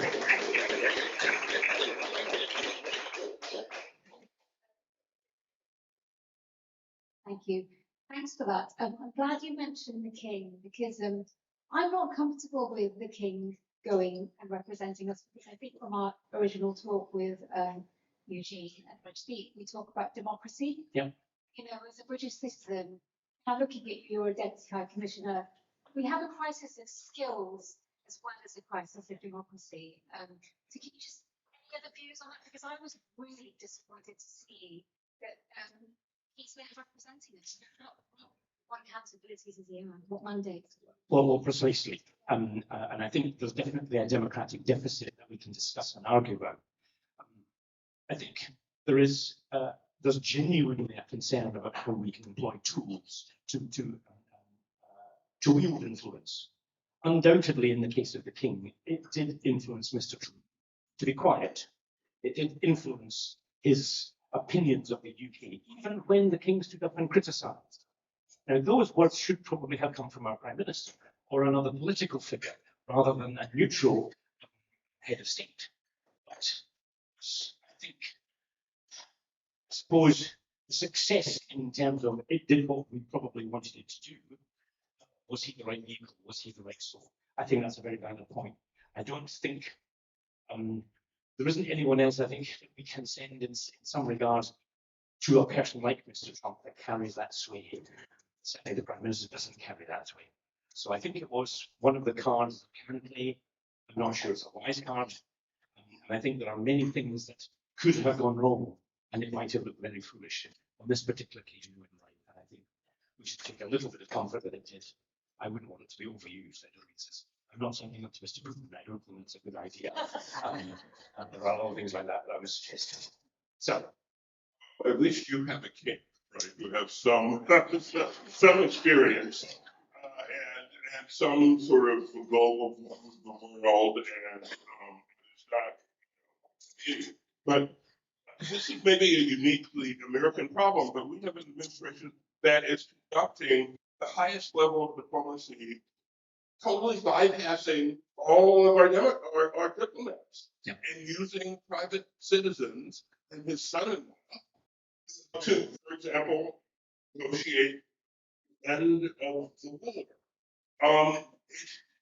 Is this just a uniquely American problem? Is diplomacy collapsing around the world, and are we going to have international agreements negotiated purely by amateurs now, self-interested amateurs, something like that? I will answer your question in one word: vandals. I think well said. I get it. I think an example of where if you want to hand it over to amateurs, that's what we'll get. You'll get outcomes. There's a reason that we used to call diplomacy a craft. It's like an art. And it was about communication. And the definition of a diplomat is someone who can tell you to go to hell in such a way that you look forward to the trip. Diplomat is a man sent abroad to lie for his country. All of those kind of definitions, I think, in a sense, hold true. I think we've certainly recognized that the mistake of if you send amateurs to do is a difficult it's a professional job and a difficult job that requires the tact, the skill, the care, the subtleties, plus the understanding and the analysis. I think that is kind of a vital component. Certainly, in my view, the people I've always trusted most are the ones who are steeped in the Japanese specialists that understand the Japanese psyche, the culture, the Chinese. And similarly, you have to have someone who really has a grasp of exactly what is going on in the Chinese mind. In India, we need people who have an expertise, who know what's happening in various sectors of India. India is such a vast country. One of the complaints I have as a diplomat is that we centralize all our diplomatic points in Delhi and we deal with a Delhi government. Bureaucrat to bureaucrat, all goes smoothly. For the vast majority of Indian people, they don't care. It's not important. And we forget that there's power in the states. The population of the states is so vital. The money they have, the capacity to make change happen on the street. We're not engaging, we're not trying to get any kind of cooperation at state level in the way that we could and should. It's a dreadful neglect. And it's, I think, one of the short-sighted parts of UK foreign policy. We forget we're actually trying to make people lost in that small mission. Thank you. We have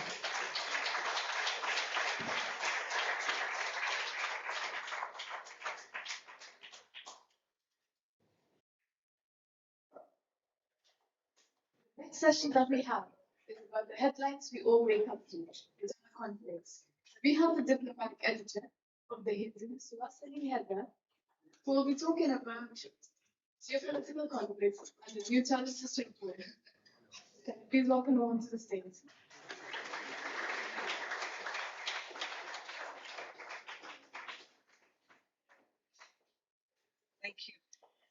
Thank you, and I, as the diplomatic editor, would like to thank Mr. Cook for putting that spotlight on what has become as difficult as journalism really is when it comes to the international sphere. So I'm going to talk about the kind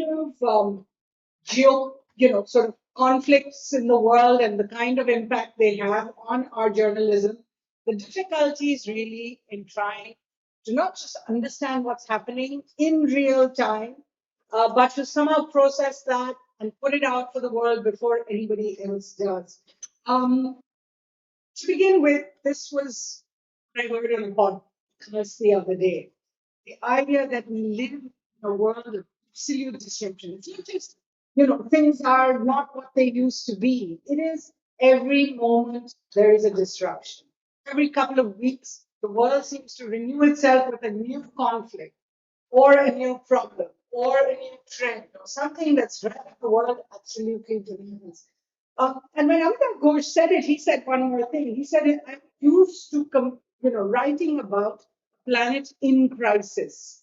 Now suddenly I'm writing from inside the crisis, all of us. And that really sums up what journalists are going through these days. There's a normalization of catastrophe.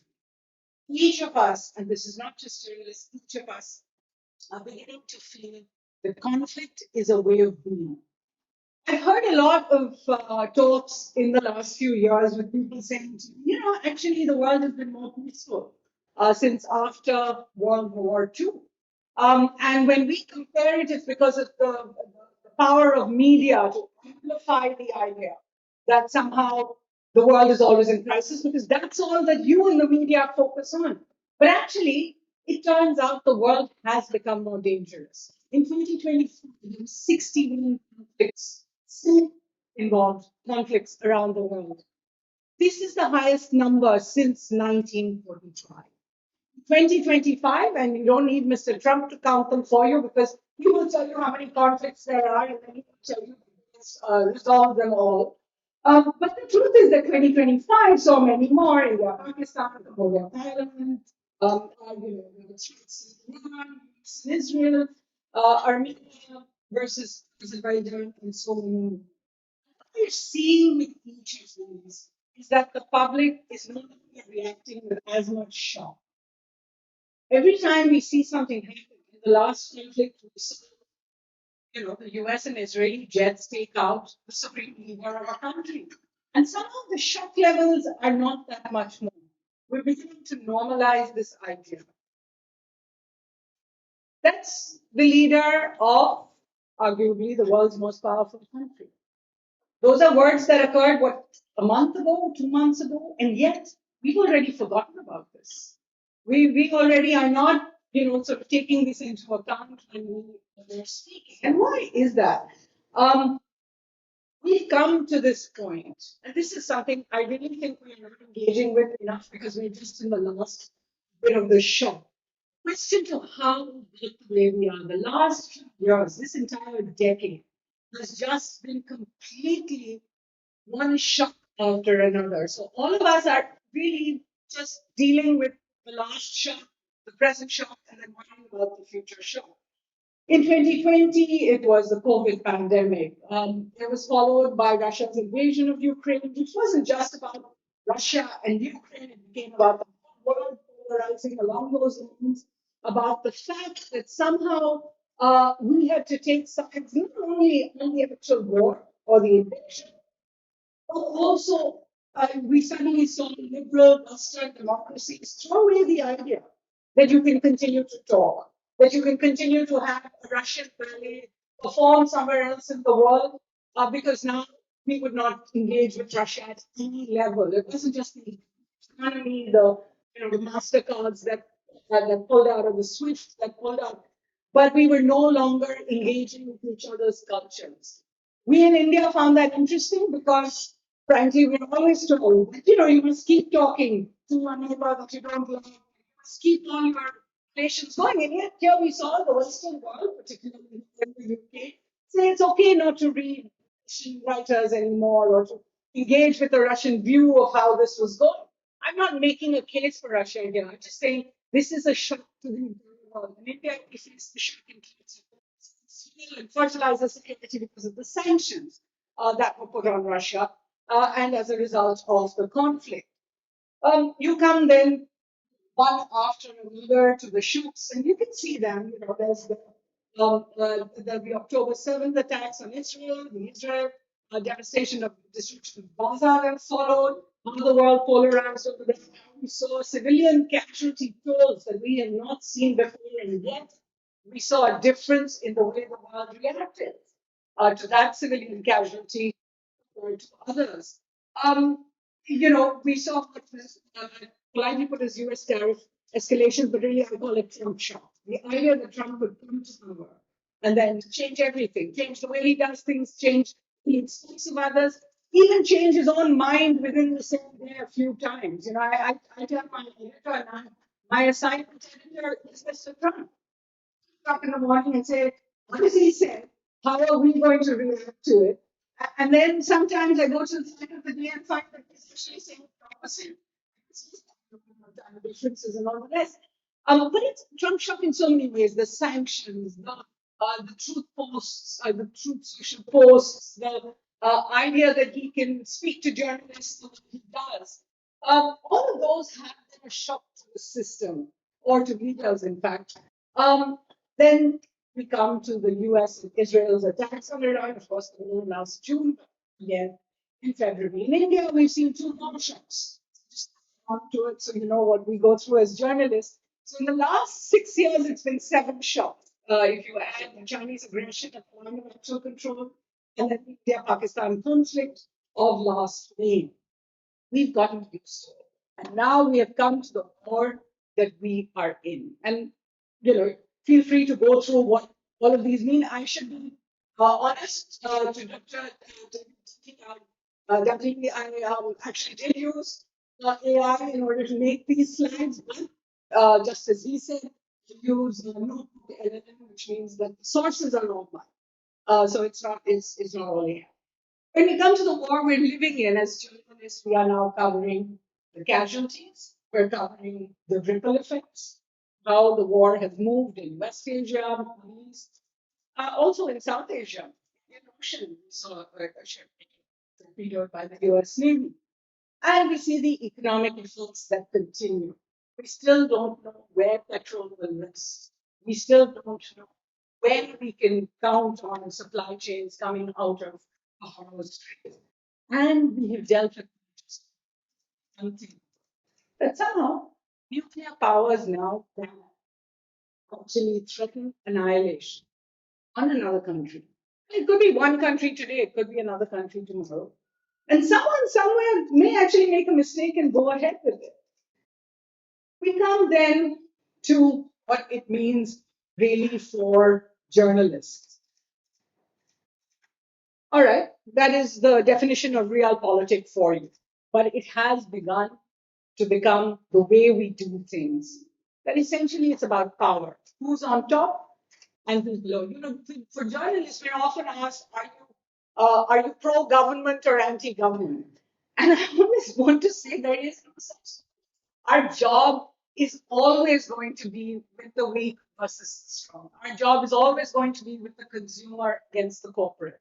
Our job is always going to be with the voter against the politician, but not against in terms of holding them to account. We're dealing with this changing nature of war, right? These are the wars that we're seeing right now. If I was to mention about 15 of them, all of them are in this situation where they don't have a beginning and they don't have an end. There's no causal action. We actually heard before this Iranian war that we didn't think Iran was going to be a threat, but if it was attacked, it would be a threat. So, there's no, causal action for this. There's no definitive impulse. Ceasefires are now replacing resolutions of conflicts. Conflicts remain frozen or they become cyclical. The nuclear word is on the table. I spoke about this. We have now dehumanized warfare. So AI-enabled targeting has allowed a school in Iran to be targeted, we believe, because the AI that they were using suggested it. Information battle space. We have seen this. The weaponization of every resource, land, water, minerals, you name it. So I come to the last part of what I have to say, which is in fact what we're talking about today. In war, truth is the first casualty. How do journalists deal with the new geopolitical situation? And let me tell you, anyone who says this is how it's always been, it's not. I'm not sure, I didn't live during 1945, before that, but I can tell you that now every war is coming home to us. This is how we are being affected. The first is the risk of what we're seeing, this rising number of conflicts. Dr. David spoke about the fact that all we're trying to do is pull the viewer in, try to tell them, we really need you to empathize with what's going on. When I began my profession at CNN, Christiane Amanpour used to fly around the world. The State Department had a map. They knew that wherever she flew to was somewhere where you would actually see the world take interest. No longer is the case. Journalists are going where they are allowed. Most conflicts are not giving equal access to journalists on every side to get in. We're seeing that in India too, our region as well. Risk of journalists being targeted has actually multiplied. We're actually seeing higher numbers of journalists. 2025, highest number of journalists, I saw in the report in 1992, 129 died. They were targeted. As I said, the number of conflicts have also increased. We're seeing this polarization of global discourse. We saw it just now, where when Rajdeep asked about something, there's a polarization. People clap on one side, people clap on the other, instead of the idea of discourse. It's not about winners and losers. It has become that. The idea that you have to pick a side. It's the opposite of every journalist stream. I don't want to pick a side. I am supposed to be months and years and put that story on screen, but we see it in conflict after conflict between India and Pakistan today. We can't read newspapers of the other countries without a video. We can't see films, we can't see popular culture either. Fake news is hitting us. And finally, the threat of hyper-nationalism, the kind of pressure on journalists, and everyone feels it around the world, to follow the government line or to risk being labeled a traitor. Even if you were right, it doesn't matter. Because should you be putting out that information, this is perhaps So I'm going to leave it over here. Oh, that was for you, since you're all in London. And what it does in terms of hyper-nationalism, I forgot to roam to that particular one, but you've all possibly seen the Banksy statue here. And it really has to ask the question, what are we stepping off into, blinded by this idea that all of us have to be behind one flag? Or I'm going to leave it there. A flawed press shouldn't criticize, a captured press shouldn't fear.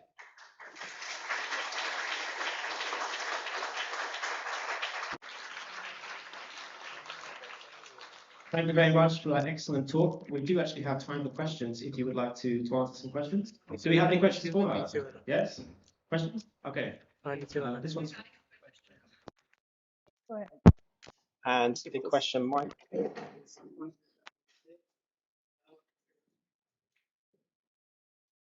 Hi, my question is about reporters on the ground. That is something reducing day by day. There was a time in London where I live, all Indian newspapers used to have correspondents, though they very few. Not anymore. No, we still do. Well, anyway, continue with your question. Not staff correspondent, I think straight from. Okay, so this is decreasing. How difficult do you find to cover these issues? Because, you know, as reporters, we used to hone our art by being on the ground and later coming to work in the newsroom. Is that something you feel that this is affecting the coverage of foreign affairs particularly?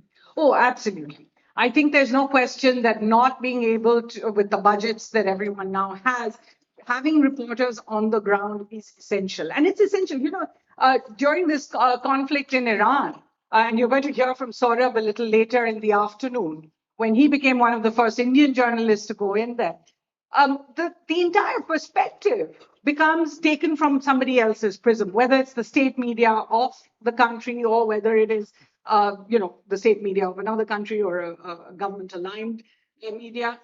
At the end of the day, we all need to have people on the ground, but we know that's not going to be possible. Look, in 1992, what was the CNN effect? Everyone spoke about the CNN effect being, you know, that the world was globalized, that every conflict came home to you. But something else happened without people realizing it. The Gulf War made news profitable. It made the idea that news had profit lines and it had bottom lines. Prior to that, and I actually did my master's thesis just on that subject, prior to that, news was a public service. In fact, you know, Professor, it was a question I did want to ask you at one point, was that this idea that we want to draw the viewer or the reader in. We want to suck up those eyeballs and somehow get them, you know, emotionally involved in every story. Has that taken away from the idea of what news was? It was the medicines that you had to take, the vitamins you had to take. It wasn't the gulab jamun or, you know, something that you wanted to binge on.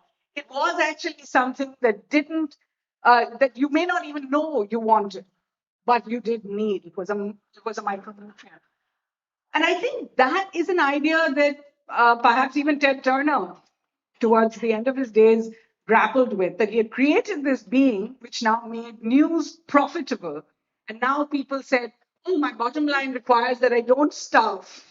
Or my bottom line requires that I don't do that 1 hour. Rajdeep is really an exception. He does a 1 hour where he brings in reports from the ground. But otherwise, it's so much cheaper to have an anchor sitting in a studio with 8 little boxes. I don't know, all of you who have watched Indian TV know what I'm saying. With 8 boxes of angry people shouting at each other, and sometimes you can't even hear them because they've turned the mics off and they're just going, you know, wagging their heads around. So it's become much cheaper to do it that way. But it shouldn't be the case. I completely agree with you. I see a lot of independent journalists, freelancers, actually doing a lot more groundwork and therefore being used by the mainstream media. I'm not sure there's a direct answer. Okay, our next question is from a very special guest. We have a Channel 4 media lawyer expert who also works on Netflix documentaries. Sophie's going to ask the next question. Here you go. You put me on the spot now. Thank you very much for coming. It actually follows on from this gentleman's question as well, which is a lot of my advice for the past 10, 15 years has been around defamation and privacy, all the normal media law issues that journalists and filmmakers come to me for, but increasingly it's around safety. And for a lot of my clients, particularly, as you said, the independent and freelancers, the worrying thing is that obviously for freelancers in particular, they'll have their social media, a lot of their views may be known, and they're not getting accreditation. So some of my clients, if they want to go to India or other countries, they're not going to get the accreditation, even for the US, simply because of their profile. And I just wondered what you thought about that and the effect it has on journalists in particular and their own self-censorship as well, which it leads to. Look, the good news is it no longer matters whether you're freelance or not, because all of us are public figures. All of us have Twitter handles. Our prime minister has actually said, I don't think you're unbiased because I know what you think. I read your social media profiles. That kind of focus, spotlight on individual journalists is become really a thing for everyone, freelance or otherwise. When you do a story somebody doesn't like, and even though we've all grown up on the idea that news is only something that someone doesn't like, the rest is PR, the fact is that it's when a story is not liked, the question is never, is the story correct? Is the question that the story is putting correct? The question is, who is the journalist? Where does she come from? What's her background? What's her identity? What political party has she been seeing? And I'm saying she, but of course, it goes for both sides. Now, the question is, how do we deal with that? Because that target that's being put on all our backs. Now, I can do a story. I can be called anti-national, a traitor.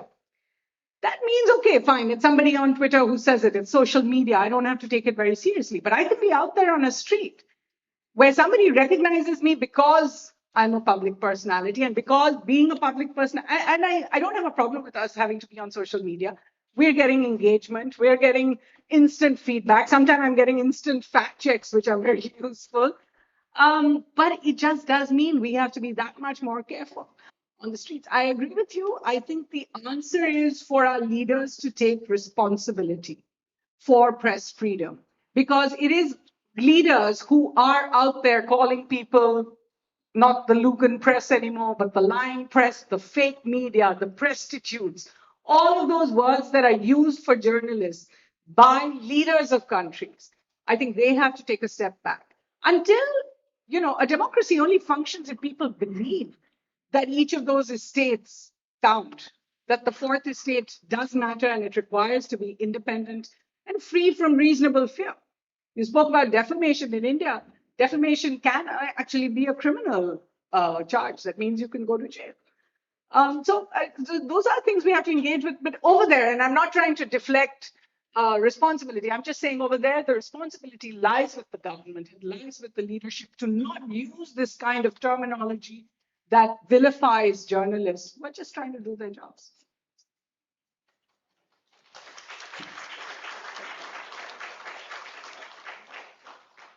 Thank you very much. We have run out of time for questions for this session, but we're moving on to the next session. Yeah, we'll go to the next session. And then I'll take it from Anu, and I'll be moderating these four wonderful speakers. Just give us 10 seconds to set the stage, and then we roll on.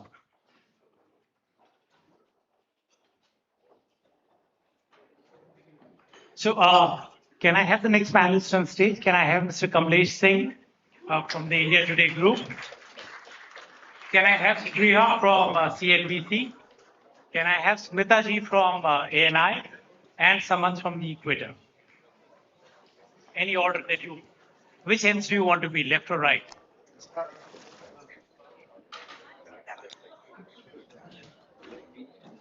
right?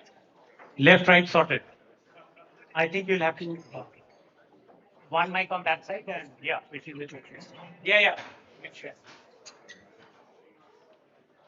And can we have everybody back on the seat? I think we'll give everybody 2 minutes to settle up. Could it be going on? Because the basic starts in sorry.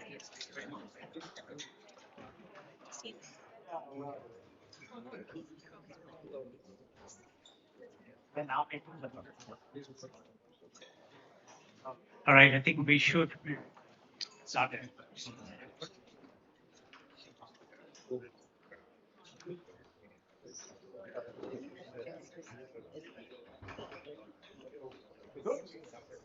All right, I think so. Let's start. So thanks a lot, all four of you, for coming here. The discussion for this panel is, and as Tao calls it, have been put into the Sutradhar's note. No, you're not. I'm playing the role, okay? And I've borrowed it from my notes. So this conversation is all about perspectives. You know, perspectives that we hear a lot. We hear they have a bias, this have a bias. This is how they cover us, and this is how we cover them. So it's a panel of four eminent journalists, four people who are in profession for a long period of time. On my extreme right have been there even before I could start writing there. Two, I could say, are my counterparts. So the format is very simple. We are going to talk about how the world newsrooms cover India. So we have Spira and someone's looking at that. They both worked for American media houses based out of London. So they will put up a perspective of how the world newsrooms look at India. And we have Kamlesh Singh ji and Smita ji who will be talking us how India looks at the world news. So that is the broad format. I'll try to do the least amount of talking. So this is maybe my second last line to begin with. Can we have an opening remark from each of the speakers? Then a couple of questions by me, and then the house will be open. All right, so Priya, we'll start with you. Your opening remark on how the global newsrooms look at India. Thank you, everyone. Can you all hear me okay? Perfect. I hope we don't get into a fight by the end of it. So if we do, please come save us.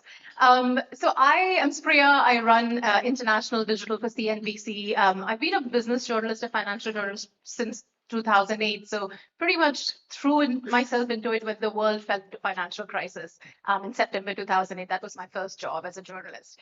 And I think so I'll talk a little bit about how newsrooms have perceived India and how that's changed, predominantly as a business story, as a economic story. And I know my colleague here, Samant, can talk more about politics.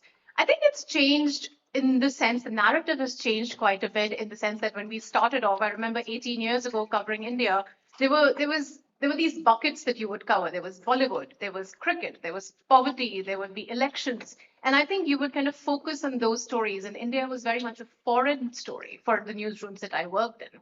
I think in the last 10 years or 12 years, that's changed. That narrative has changed to the point that we cover India from two lenses. One, of course, is the story in India, which could be either the political story or there could be the economic story. So that's one bucket of it.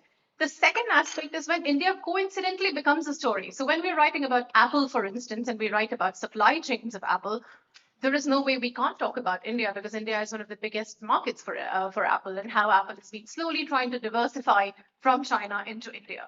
So those are two ways in which we've been covering. I think going back to the first bucket where we cover India as a beat, it's such a massive country. It's difficult to cover India as a beat. We recently had an India correspondent in Singapore, and when I had my initial conversation with her to say we need to cover India, she was very surprised. She said, "What aspect of India do you want me to cover? Because India is massive." And so we sat down and we wrote about a few things that would be very interesting for a global audience. So at CNBC, for instance, 80% of our audience is based in America. So when we write a story, we're looking at it from the point of view of a reader sitting in Texas, for instance, or a reader sitting in London, and how would the story be interesting for them? A few things we've noticed. Our audience really care about it. Our audience care about when we write about whether it's the recent elections. And so if you write about very domestic stories, our audience are not as interested. But if you're focusing it on what it means for investors, what it means for them, then they really care about it. So oil prices, what does it mean for investors, and what is the kind of the challenges with the elections, the state elections that have happened? What does that mean? So I think it's kind of looking at it through the lens of audience, which we're trying to do more of. But going back to your point earlier, there has been a big change and a big shift in narrative in the way we've been covering India on the business news front as well. Samantha, over to you. Kind of, yeah. I mean, I am currently the acting managing editor of Equator, which is a new magazine that has been launched in London since last October. We do long form stories of the kind that I've been writing for the last 20 odd years. So before this, I used to write for the New York Times Magazine, the New Yorker, the Guardian Long Read, Wired, just all these big magazines where you spend months on a story and put together 5,000 or 7,000 words and hope that somebody will read it. And a lot of them in particular had to do with politics.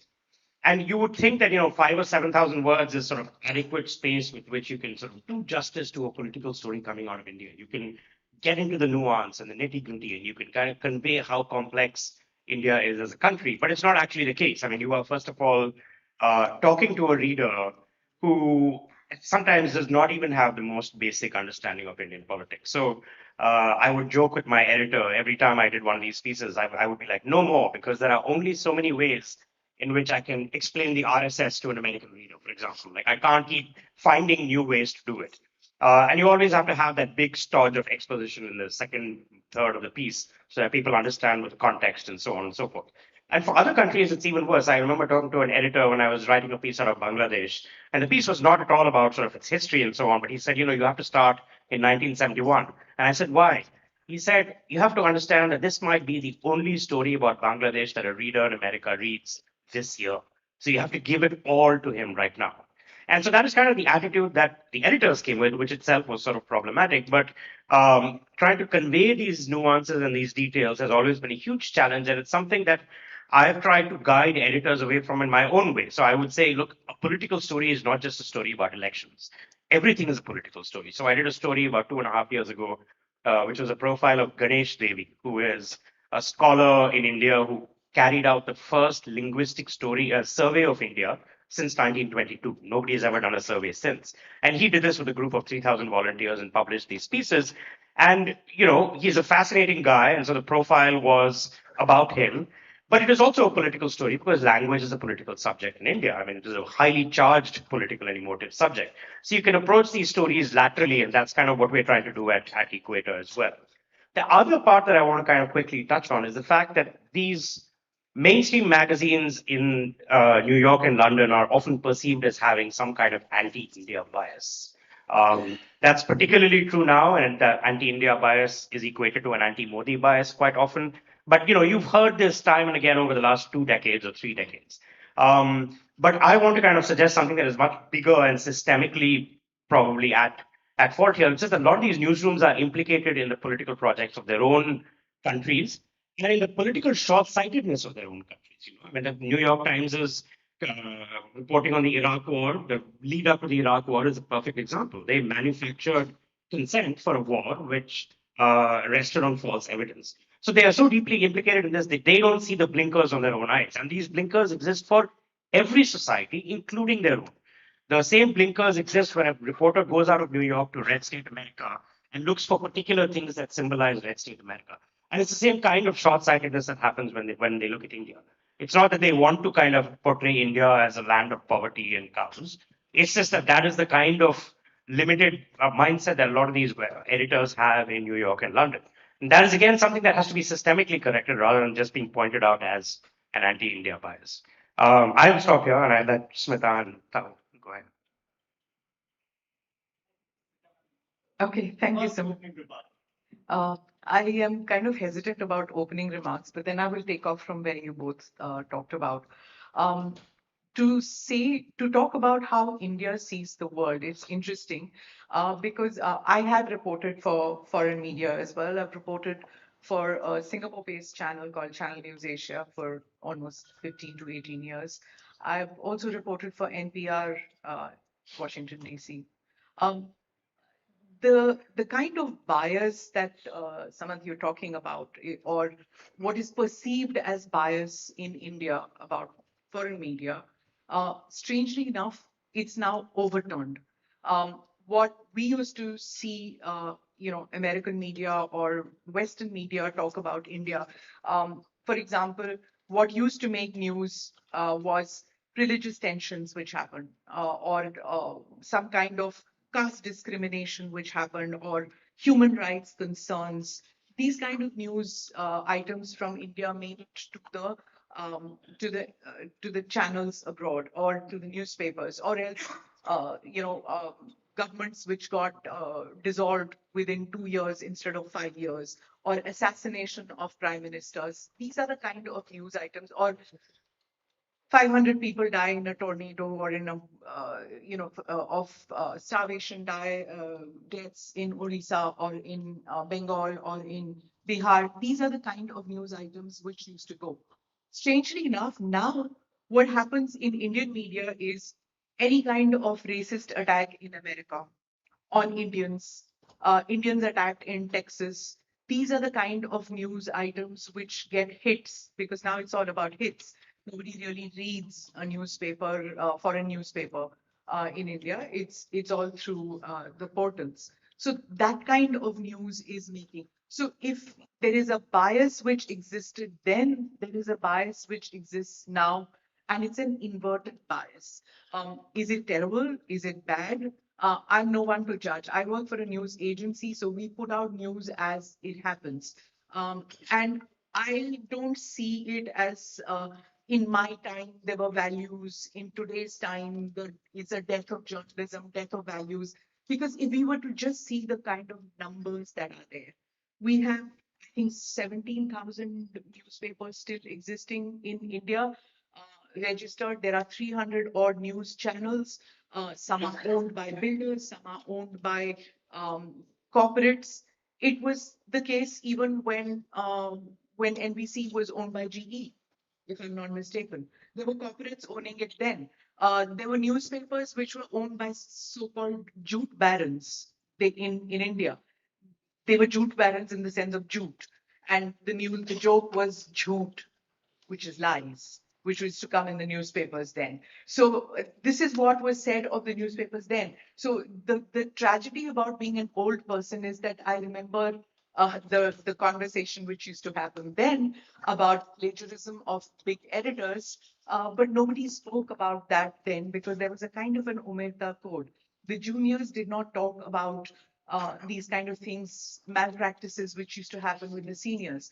Were newsrooms places of exploitation? It happened in America against women. It happened in India. But there was a Me Too movement and it came out in the open. So the gods of journalism, whether in the 70s or 80s, were not really the gods of journalism. It's just that there was a conspiracy of silence there. And then social media came in. The same social media which our journalists today speak derisively about. It's thanks to that we realize that our heroes have feet of clay. People who we had built up as heroes are not really heroic. They also compromised. It's just that today our social media pulls them down and we can see them for what they are, humans with flaws. They're not heroes. They were not heroes then, they're not heroes now. To say that there was value-based journalism there and now no value-based, I think the social media has put that all out in the open. We have journalists who are doing real journalism too.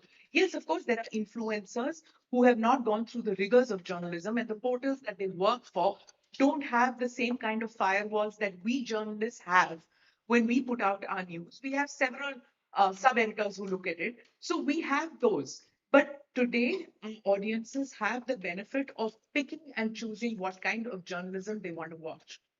I'll end with that and hand over to Tao. Thank you. I'm sorry, Kamleshji.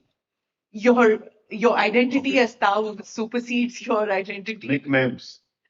Anyway, when Avinash told me about this panel, he told me that it is about how the British media looks at India and how the Indian media looks at Britain. And I realize now that just some time ago, he changed it a bit, saying how the global newsrooms look at India. That's a not so subtle acknowledgement of decline of Great Britain.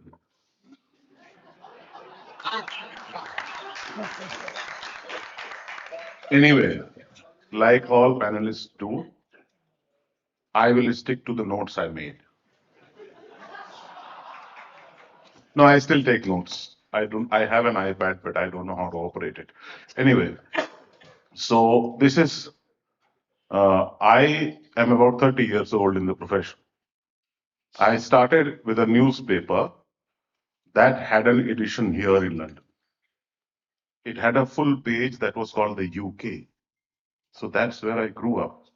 That's how relevant the world was then. There was a page called the Americas. Then you have South Asia and the rest of Asia. That's the 90s. We obviously we got our freedom from Britain, and I was not there, did not witness it, but in my college I understood that there was this umbilical cord that remained. Somehow Indian newspapers were fascinated with Britain. We did not have the AP style sheet as the standard. It was the Times. BBC, the radio, the broadcast service, was the ultimate word, the last word in news. In fact, when our Prime Minister Indira Gandhi was assassinated, most of the people got the first confirmation from BBC, because it was like the All India Radio was the mouthpiece of the government, the propaganda machine of the government. Unless the BBC says it, it's not news. Then came the television era, and you had BBC World, and of course, English. That is the flex that we have, that we have a lot of English speakers. And our English was British English. In the 90s, in fact, 1991, when India liberalized its economy, that was the decision to cut the cord was not taken in an editorial meeting or a newsroom meeting by the editor. So it was not a policy, it was not an ideology. It just happened because India started looking further west. And suddenly our English changed. The AP style sheet got included. Our stars were now coming from America. They had the technology, the money, the ambition. Britain was just the former master. That's how media is just part of the society. That's how we changed. In fact, this was a major event in India, that we opened up our economy. And you also had a major event. You had John Major as the Prime Minister when all this happened. But now we look at it as a minor subject, because after liberalization, we just realized that Britain is not the mirror now, it's just a wallpaper. We do not have to get validation from them. We had a huge audience of our own, and we had multiple things to look at, all our own. That's how news about Britain and gradually the world stopped having the importance that they used to have. Our celebrities, I mean, Beckham was in India to meet a billionaire or trillionaire, whatever he is in rupees. That was news. That was the last, I think, British icon in India that got some coverage. I'm not at all sad about what is happening,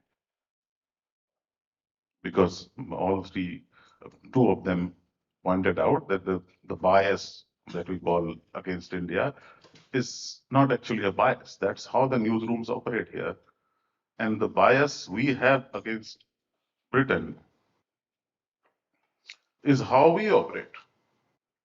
The most significant, the most remarkable thing about how the Indian media looks at Britain is that it does not. We no longer need to. You also do not look at India. India is in news when? I mean, BBC is obsessed even now about elections, about people that are dead in a disaster, about democracy that is dying. That's all. But that's your way to look at India. For us, it does not matter whether Starmer lives for another month in power. We were interested when Rishi Sunak was the Prime Minister. Not because of the politics of it, but because Rishi Sunak, how is he connected to us? What is he going to do, with India-UK relations? As if other prime ministers don't look at the relations. But that was it. Then we were like his wife's sartorial choices, or sartorial choices, if you can call it. And his mom-in-law. She's always in news. Sunak and his wife are not. That's what connects us. Now, Britain was something that India should have been. London was something that really wanted to be. Now London is somewhere people want to visit. And our relation now is that Britain is a place where Indians live. So a racial incident somewhere, a temple in Leicester, and obviously Hindus and Muslims, who take a dig at each other. That's all. And that is the state of play right now. That's how the world is going to be, because they said that declining importance of media. Media comes from medium. That you were between the event and the people. You do not need to be there. Media is overstaying its welcome. I'm not saying it's dead or dying, but that's it. But there are mediums. Because we earn our livelihood from this, we are worried, and we should be. Thank you. I think Shreya's got something to No, say I on that. think really interesting viewpoints. I think two things that I wanted to talk about. One is just the context aspect that as Samant mentioned. When we're covering India, and I worked with, I not worked with Indian media, even though I grew up in India. I worked across other Western medias. I think the aspect about lack of understanding about India has very much existed for the last many years. And that's changed, that's progressively changed. But part of that's changed also is because newsrooms have become a lot more diverse. We've hired people who understand the region. And that this is not just about India. When we cover China, for instance, we have a team in Beijing who actually understand what's happening on the ground. Having an editor or a reporter sitting in a London newsroom write about that can sometimes have a very different narrative. So there's the context aspect of it. The second aspect that I've always been very data driven and data obsessed. So I look at where our readers are coming from, who is engaging with our stories, how much are they engaging with, what's been the response on social media. And a few years ago, before we wanted to kind of increase our India coverage, we realized that a lot of our readers are actually coming from India. And then we thought, what is it that they're engaging with? Are they engaging with content about India? Actually, no, they were engaging with us about, when it came to content about the Fed or the Bank of England or Tesla or Amazon. So there's definitely, going back to your point, there was a gap in terms of coverage of global news in India. And that's why people came to Western media. Now it's about balancing those two things. One, how much can global media cover India? And also, how should they cover India? So that conversation, I think, has been happening. One of the things we've been able to do in the past few years is reach out to sources on the ground. So freelancers, work with them. But then the challenge happens with access. We're not getting that access from the government. It's not my phone, hopefully. We're not getting that access from the government. Or if we have a freelancer who actually wants to write a piece of reporting from on the ground, we've had instances when they are, followed all the way to their home. When they are getting calls, they've had raids at, in the mornings or in, when they've been reporting as well. So it's trying to balance while covering that story. And for us, I think that's been the biggest challenge in terms of covering India. One thing that has remained constant has been change. Right from the topic flipping up to everybody talking. But I would say, there is a way to look at India. What she said is a lot true, but I'd like to go to Samant and ask, that business is all right because we are perceived to be a big marketplace. But has that perception of looking at India changed in other forms of story, or the narrative still remains on?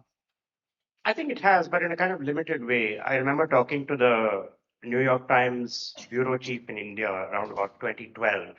And we were talking about the Times' coverage of China and India. And she said, look, the Times is very interested in China right now. And her opinion was that in 20 years' time, so 2032, I guess, the Times would show an equal level of interest in India, by which I mean not so much in terms of volume of coverage, but in terms of diversity of coverage. Like, you don't just cover the top level political and economic news. You go down and try to understand sort of how this society functions as a society. And you kind of dive into niches, you dive into smaller pockets of interests. You cover it in a sense almost as if it is your own country. And she said that was happening in China at the time, and I think that has progressed since then. Certainly, I think today, as compared to 2012 or 2008, when I started doing these long pieces, there's definitely a sense that you can pitch a more diverse range of stories. And I don't want to say get away with it, but what I mean is that they will be commissioned. You know, the profile of the linguist is a good example. I think if I started 20 years ago and I pitched this, they would be like, no, no, what's happening in the political scene? Like, who's going to be the next prime minister? We want a profile of him. Every like 5 years around election time, somebody will still come back to me and say, what about a profile of Rahul Gandhi? And then I have to like patiently explain why this is not a good idea. So, so there's still like a certain level of dysfunction that happens. But I have seen over the last 20 years a wider acceptance of different kinds of stories about India that make it into the pages of these magazines. I can only talk about sort of the kind of writing that I do. Can you give an example of what kind of news stories that you would say have made into those magazines? The stories I write. Well, I mean, the linguist I talked about was a perfect example.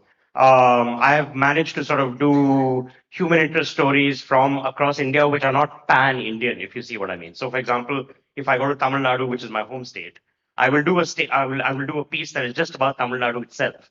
Whereas earlier, everybody would want a pan-India story. They would kind of see India as a monolith, and they would try to address the entire country in one single story. And that is clearly not possible. I mean, this is a huge state. Tamil Nadu itself is a huge state. But so that's the kind of thing that I'm talking about. That below the top line, there are many other kinds of stories percolating that you could kind of go out there and pitch and potentially be commissioned to do. I think, sorry, just to jump in there, I think another story that would not have covered a few years ago is the rise of consumer spending in India across various generations. And I think the millennials or the Gen Zers in India and how they are living their life, it breaks away from the stereotype that you talk about when you cover India. They are watching the exact same Netflix documentary that Americans are sitting and watching, and American Gen Zers are watching. They're drinking the same coffee. They're buying the same brands. And there is that level playing field that's starting to emerge with when you look at intergenerational shift as well. Smitaji, I'll come to you. You know, you were very right when you said that, you know, times have changed. You know, we can't talk about the old standards and the new standards. But with the mediums going up, with video and instant news coming in, what do you think? Because you supply a lot, you aggregate the highest number of news for India internally in the country and from outside. What is it that the Indian viewer or television viewer is looking at? What is it that we are interested in consuming when it comes to global news, and how do we respond to it? Interesting, because there's no one Indian viewer. Okay. You know, no one Indian viewer, no one Indian reader, no one Indian consumer. We are like when Spriya was talking about drink the same coffee. So there's Starbucks, there's Costa, there's Kapi, which is happening, and there's masala chai, you know, everything.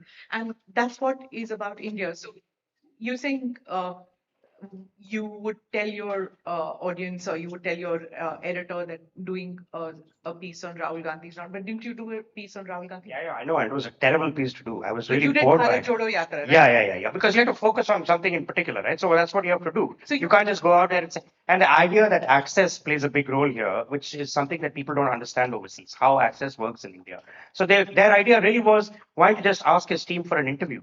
And I was like, that's not how it works. Then they said, why don't you just join him on the campaign and ride with him in the car? And I said, no, this is not the US. People will not have there's no media teams facilitating this kind of interview. So then you have to find some other kind of lateral way into it.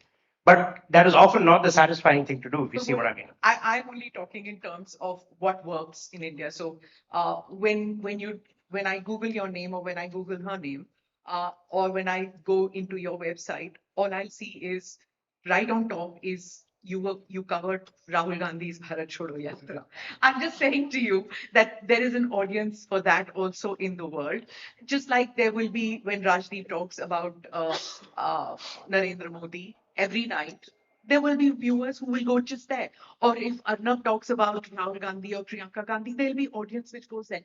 That is what India is all about. We have multiple, here it's one a kind of media, because there's one language or maximum two languages. When you talk about the Nordic countries, 3 languages or 4 languages at the most. In India, you're talking about In one state, you will have at least 70 to 80 dialects, and you will have multiple languages, users of multiple, web. They would be on social media, they'd be on traditional media.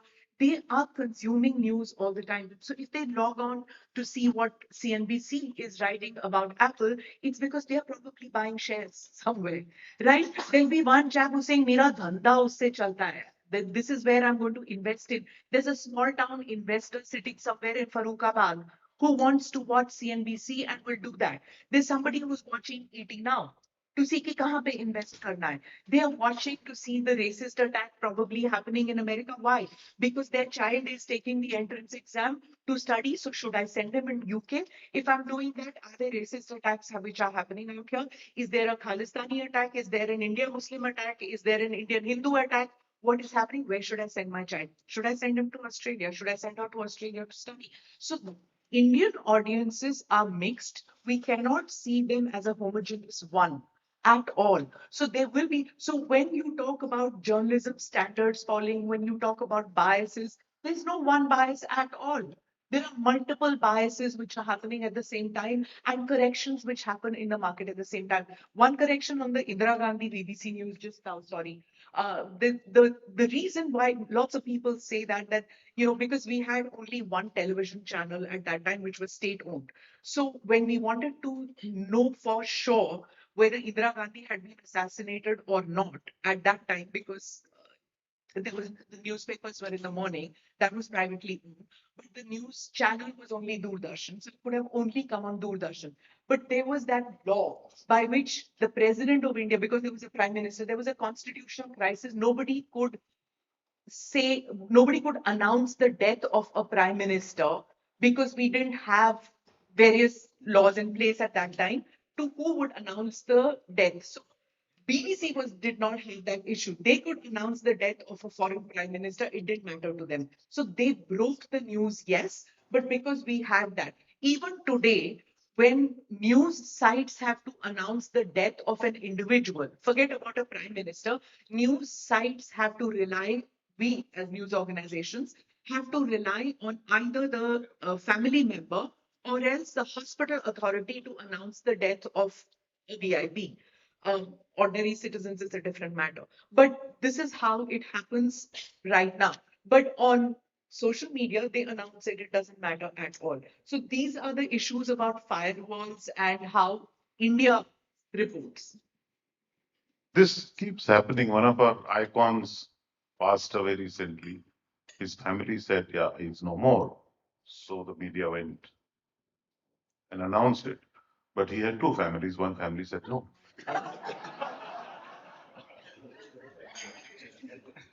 Now, because to keep one family's words honor and discredit the media, they said no, he has not. And everybody was like, you guys lied. You killed our lovely icon. And we were like, yeah, we did, because now there is a dispute. So anyway, eventually the news came out. But by that time, we were blamed. We were the villains. From that icon, we come back to it, because now what you also do is you had the digital wing of it today. That brings out, so many different news and things. What I asked Mehtaji, I'll again ask you, how is it that we look at the world? Because I remember your newsroom picked a YouTube video of mine, and Saurabh was due to speak next, liked it and said, hey, listen, you're going across America and we are busy covering Bihar, but why don't you report America? And that was it. So again, a global event, he said, nobody's there, but you do it. And you guys ran that entire series. I still remember 2000 was the first view on my first video. When I ended up, there was a sizable. So what I want to understand from you is, like these people said they have an audience and a bias. What is it that we look at? We, by the sheer size of our population, have a market for everything. That's why you have Crocs in India, plastic chappals. But still, there is, every country has stupid people. But the percentage makes it huge. So that's That's why she was talking about businesses. I mean, for 20 years, I've been told that Mumbai will go underwater and India's economy will rise. Mumbai is still above the water and India's economy is still there. But that is how economies work. When her newsroom covers a story, they have this in mind that how will this be received by the audience and how many people will be, will attract to our platform. And that's how Indian media is no different. So when we know that a certain news item or certain series about America will work with an audience, we follow that. That is the instinct right now. Economy drives politics. Economy drives media coverage. What does If Taoism has there were no readers for Rahul Gandhi's profile, someone would be writing it. But what does Taoism say about should Indian media cover the world or we are? See, And I'm saying Taoism. it's as simple as that. See, it's when I laughed about the lack of global coverage in Indian media and the seriousness about it. It's not a great thing. We live in a connected world. Everything that happens in America or Brazil or Suriname affects us. And it's not a great thing to ignore everything, this insincerity about how a news item matters to my audience. It's not. It's not a great thing to happen. But there are 24 hours. Nobody has time and very few have prime time. So sometimes people like Rajdeep will take another line and will not talk about the topic of the day. But not everybody dares. That's how it is. Economy drives coverage. There's also the point of which Sriha made that not being able to find the right people. Uh, Frankly, in India, people is not a problem. You'll find a lot of people, and covering news is not as difficult in India as it is in other parts of the world. It's just that budgets are shrinking. So the thing is that say for example, if you're covering leftist Maoist agitation or Naxal agitation, whatever you want to call it, left-wing extremism in India, literally for 15,000 rupees, and you can do the conversions. 15,000 rupees, you can find a streaker who will go to a Naxal infected area and will cover the news because there's such a thirst to cover the news. Right? It's just that when they work for a BBC or an NBC, or if they're working for Sky News, they think you guys can pay in pounds sterling or dollars and they might ask you for more. But if you tell them that this is how much it costs, they will have access to those places. You may not get access to a politician, and if you don't get access to a politician, because the politician thinks you don't matter. And if a politician thinks you don't matter, you won't get the interview. That's how it's always been in every part of the world. Are you trying to tell me that Christian Amanpour gets the same kind of access as another reporter in CNN? No, it's not. She gets access because she matters for the world. So, and the politician knows that if he gives or she gives an interview to Christian Amanpour, it will go on prime time. And that's why they get it. So, for a junior reporter, they will not get it. It will take time to build the contacts. So, the politicians realize that this one is Lambi Res Ka Ghoda. This is a person who we need to cultivate. So they give junior reporters also. So Mr. Modi, before 2024 elections, gave interview to 42 reporters. He does not give press conferences. Agreed. That's his way of doing it. Before he became prime minister, as chief minister, he gave a whole bunch of press interactions he had. He did interviews. Rahul Gandhi doesn't give interviews.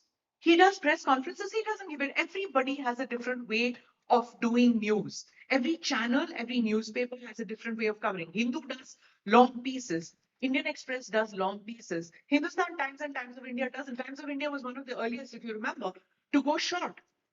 USA Today did the short pieces. They were the first ones in America to do this short edits. The Print, as a news portal, does 50-word edits. They were laughed at. When people took to Twitter, when politicians took to Twitter 15, 20, 18 years ago, Shashi Tharoor was laughed at. He even probably lost his job as a cabinet minister because the prime minister of that time was irritated with him. That every time he went on a foreign visit, Tarun would tweet something and so-called embarrass him. But what happened? Soon enough, politicians took to X. They laughed at TikTok.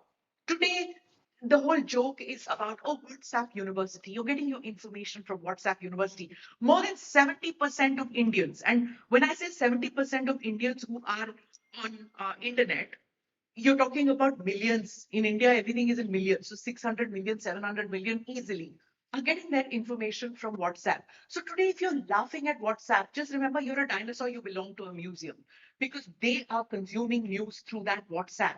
So you will adopt it.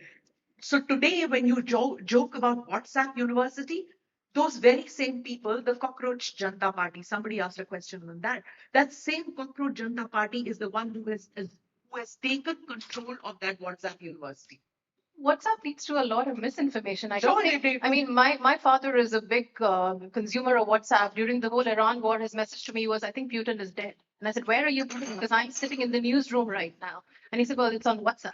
So unfortunately, there is no way to control that. So I'm on the side of like WhatsApp, yes, WhatsApp University and all of that, but it is not controlled. It is complete misinformation that's fueling a lot more of.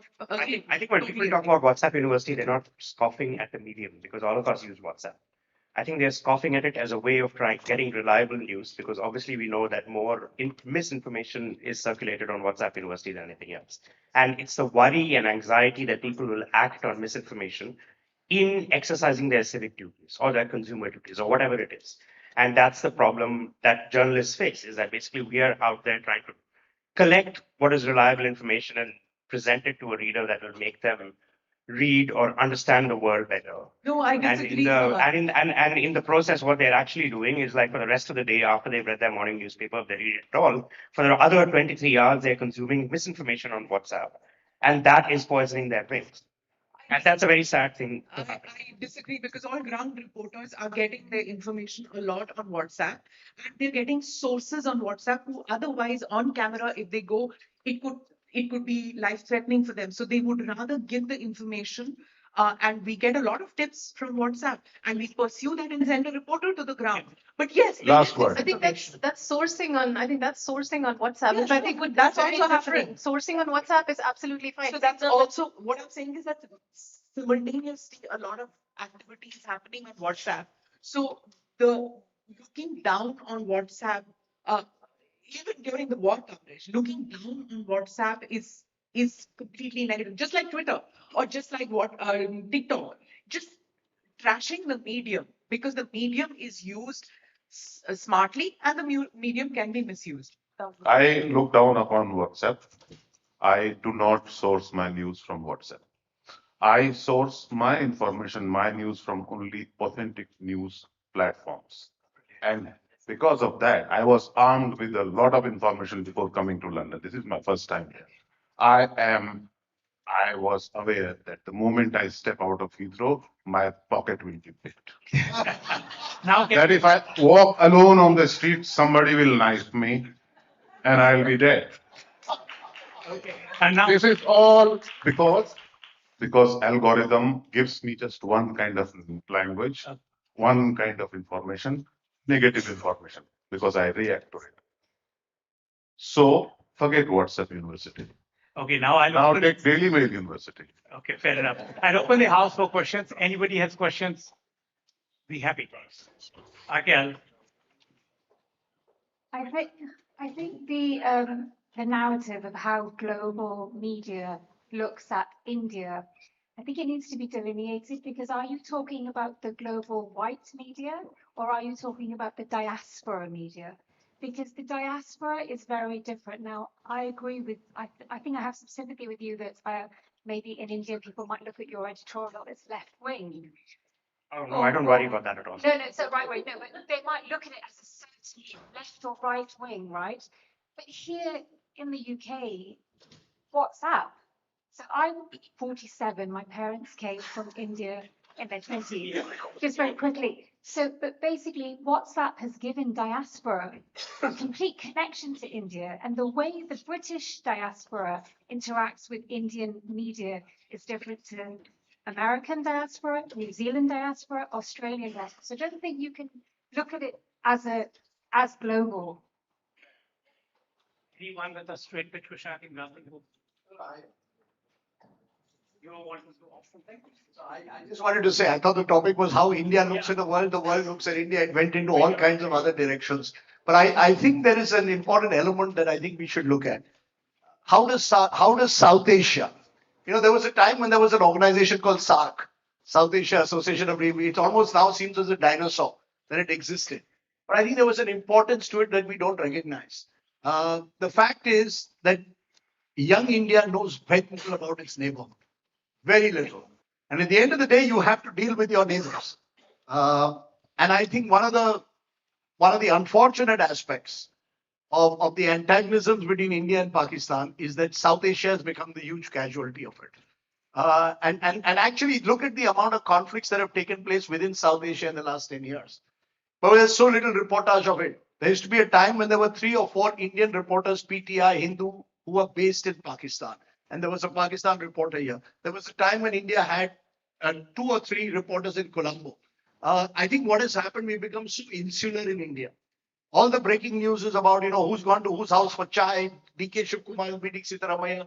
And then suddenly, therefore, when the Gulf, when war erupts in the Gulf, we're taken aback. The same thing with Trump.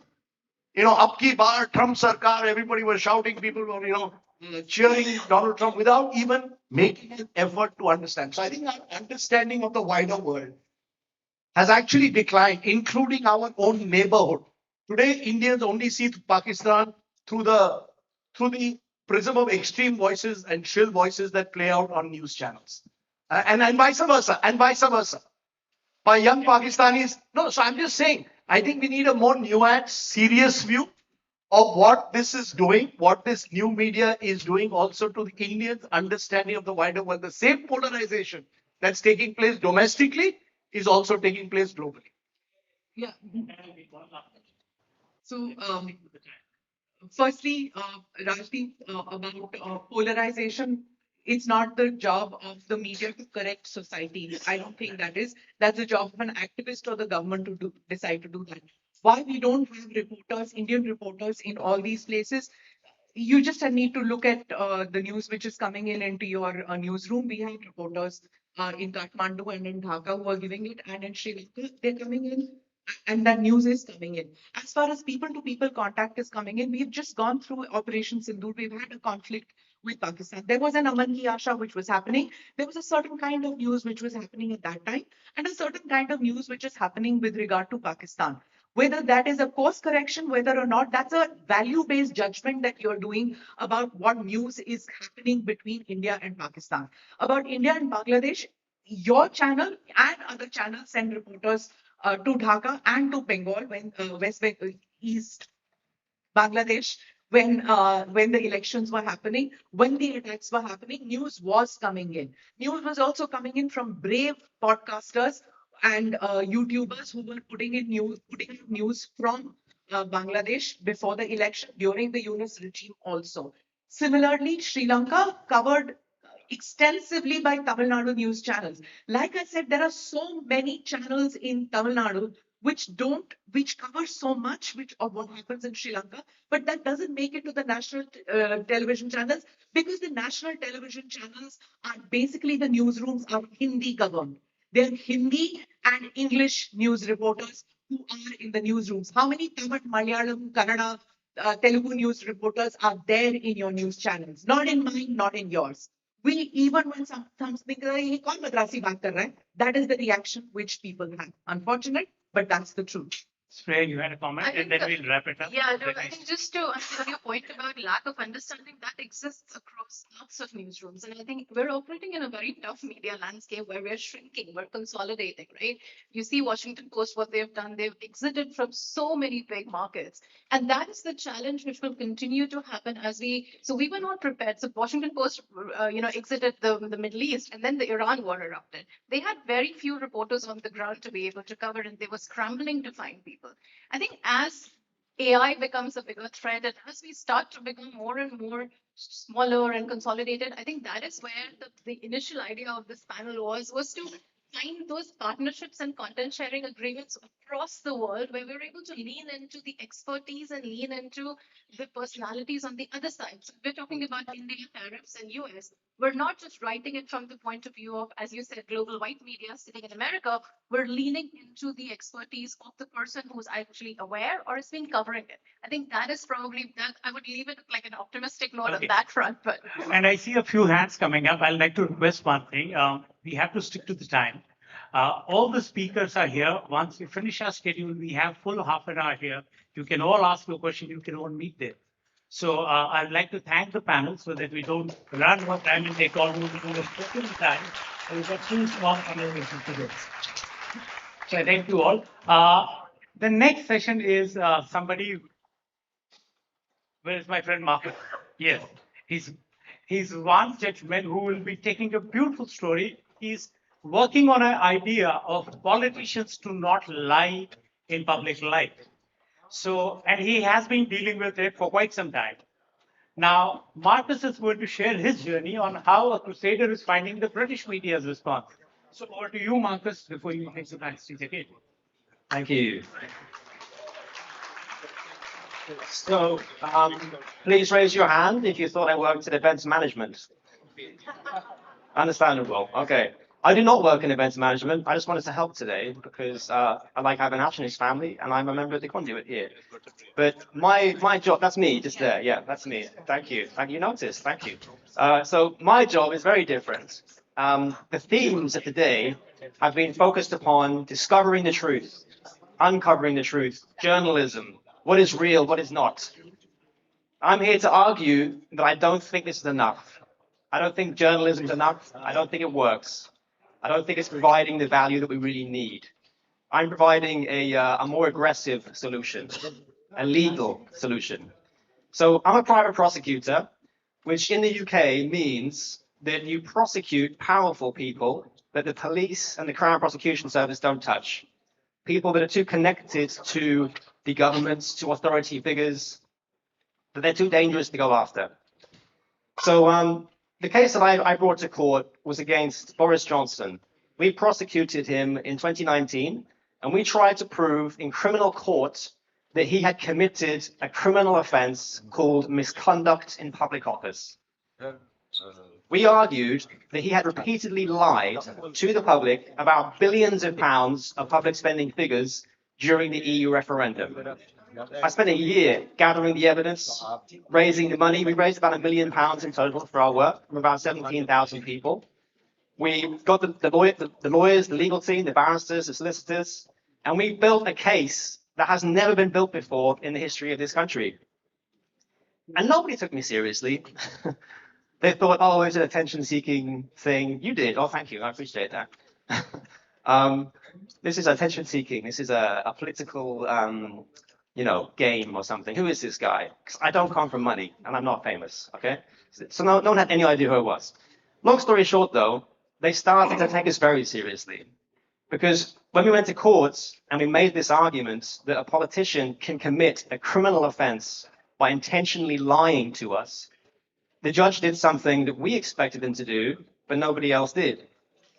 District Judge Coleman ruled that actually we had a point and that he should face a full criminal jury trial. So overnight, it became one of the biggest news stories of that year. I couldn't cope with it. I had no idea how to communicate with the press. I didn't have relationships with them.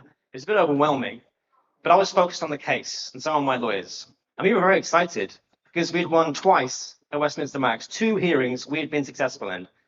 And we were meant to have a jury trial at the Crown Court. It was meant to be one of the biggest moments of truth and falsity, a fight for justice. Everyone was so excited. I was excited. And then what happened? The case didn't go to a jury trial. He never faced a jury. Brexit went ahead without being tested in criminal court at all because 2 judges in the High Court shut everything down in extremely suspicious circumstances. I was very upset because they put me in £250,000 of debt at 29 years old, and I do not come from money. Okay? So what did I do? I thought, you know what? There's something wrong here because we have the evidence, we have the precedents on our side. We didn't just win at the first stage, we demolished them. But suddenly in the High Court, everything turns around very quickly. So I started to investigate the judges instead. I stopped looking at Johnson and instead I looked at these judges because they had included statements in their court ruling which were themselves intellectually and legally dishonest. And I never thought a judge would do this. I never thought a judge would ever act this way. I thought, my assumption going in, like scientists think of false assumptions whenever you do an experiment. What are your false assumptions? My false assumption was, we can't trust politicians, but we can trust judges. This was a false assumption because they had written false statements about the evidence we included, and they'd written false statements about the legal precedents we supplied. They said, you didn't give us those. They don't exist. And then they were silly enough to quote from them in their own ruling. So I thought, how do these people know this man? Is there a connection they haven't disclosed? And I spent months looking into it, just going a bit mad, to be honest with you. It was really hard. I was in so much debt. The tabloids were tearing me to pieces. My reputation was trash. And then eventually, I found something. It made me very happy because everything started to make sense. I found out that one of these judges who had stopped him from facing a jury used to be his lawyer and didn't tell anyone. And I tracked down financial payments in tens of thousands of pounds to him as Mayor of London, Boris Johnson, providing him with legal advice. And the case was against him as Mayor of London, Boris Johnson. But it gets even better. I kept going. I sent like 100 freedom of information requests.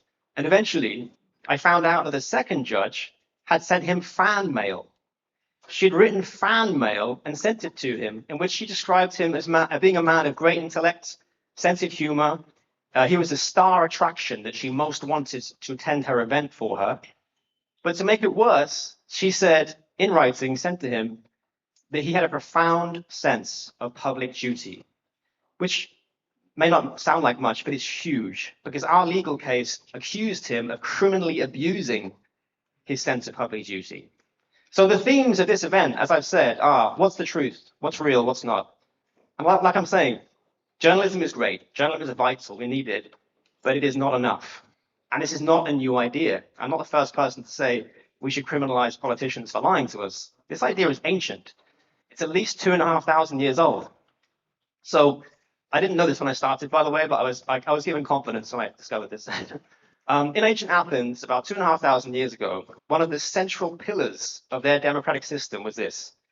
It doesn't matter how powerful you are, or how rich, how high you rise, you must face the criminal law.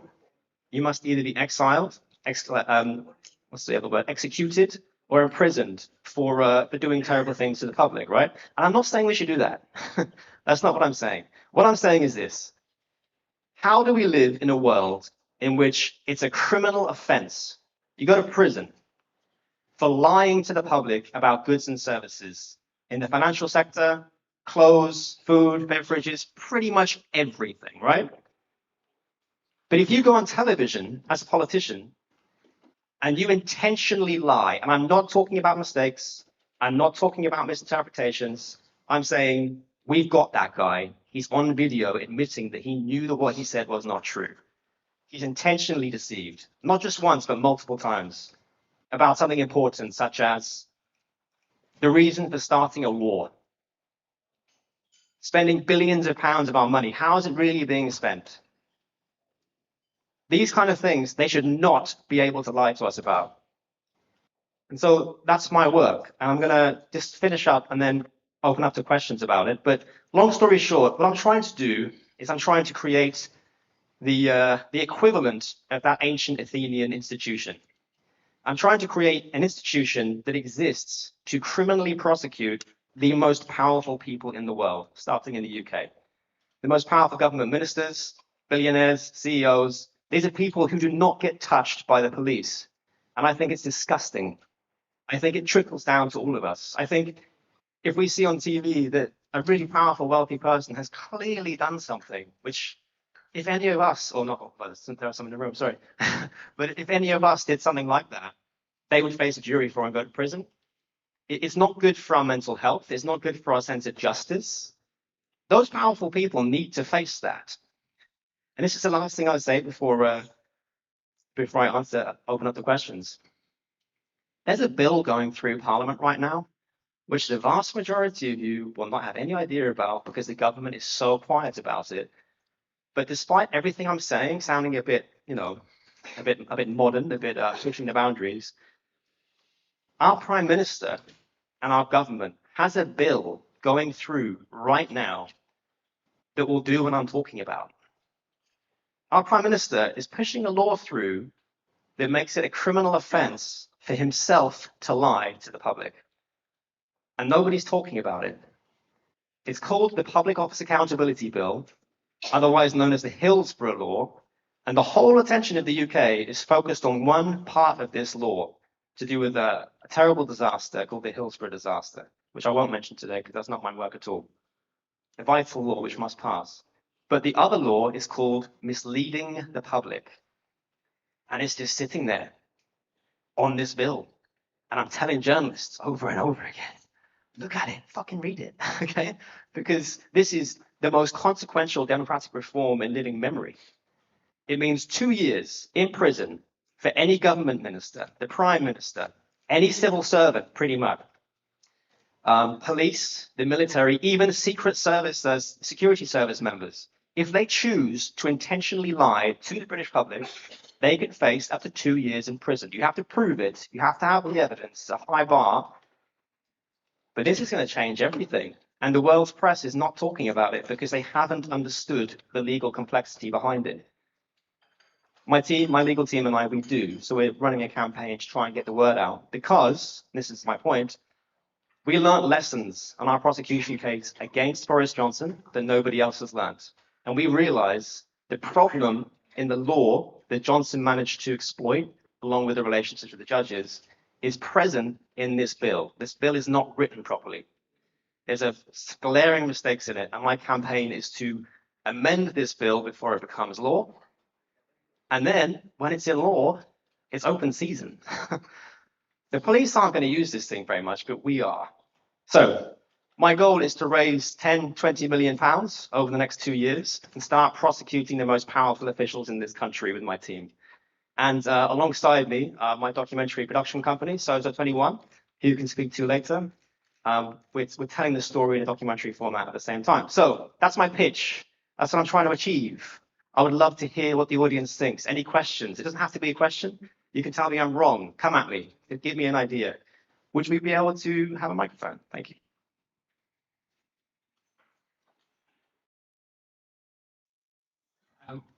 Thank you for that, Jane. Question. I have a colleague who's, Marcus, sorry, I have a colleague who's been trying to, well, he's been through court and he's been found contempt of court because it involves the judiciary. My question to you is, in that journey that you've been taking, have you been slapped with contempt, or have you found that somehow the judiciary is basically leading or even quote unquote bullying you? I would say that their conduct is abusive. Putting a 29-year-old in that much debt based upon knowingly false statements in a ruling is not acceptable, in my opinion. And it is my role to expose and put that in this film. But to speak directly to your friend's problem, one of the core problems in the UK with the judiciary, the judges, is that the organization that regulates judges' conduct, guess who runs it? Other judges, their mates, their friends. And guess what it's called? I love doing this bit, sorry, it's my favorite bit to do. It's called the Judicial Conduct Investigations Office. One more time. The Judicial Conduct Investigations Office. But guess what this office is not allowed to do? It is not allowed to investigate judicial conduct. Thank you for understanding what I'm saying. Yeah. It's a fascinating organization run by judges, which says that pretty much the only thing they're allowed to investigate is if a judge falls asleep in court. Conduct of the judge on a case is a separate issue, which can only be determined by other judges in different courts. But the issue again is largely, you can't record what happens in a court anyways. It's actually a criminal offense on some occasions to record what happens. So if your judge falls asleep, you aren't necessarily allowed to record that. And then you have to rely upon his colleagues to say, yes, no, you're right, he did fall asleep. But are they going to do that? Anyway, next question. The guy at the back here with the zip OLED top thing. Thanks. Thank you. You are saying that politicians shouldn't lie. But firstly, politicians lie because people want them to lie. Right? Do you really think Keir Starmer in this environment can be honest? He can't. And secondly, it's people's responsibility to question if they don't. If politicians lie because, let's be honest, they don't want to hear that lie. So, I mean, people should, if politicians are lying, people ought to be held accountable for keeping the lie full, don't you think? Okay, so two issues. Yes, many people believe that politicians have to lie to survive. They have to lie. They have to bullshit. That's how it's always been done. That's how it's always going to be done. I disagree. I'm totally against this. I don't think it works. I think that history has proven it doesn't work. I think it spirals out of control. I think you can come into office on lies, and then you're setting yourself up for failure for a very long time to come. And I want to be really clear that all I'm talking about here are the most severe, consequential ones. So let's talk about Iraq or Vietnam. Both of these wars were started using knowingly false statements from people in positions of power. And none of these bloody people have faced a jury. But if you grab one knife from that kitchen and you go out into the street and you stab someone, you will. This is not okay. Just because it's normal, it doesn't mean it's acceptable. And that's what I want to challenge.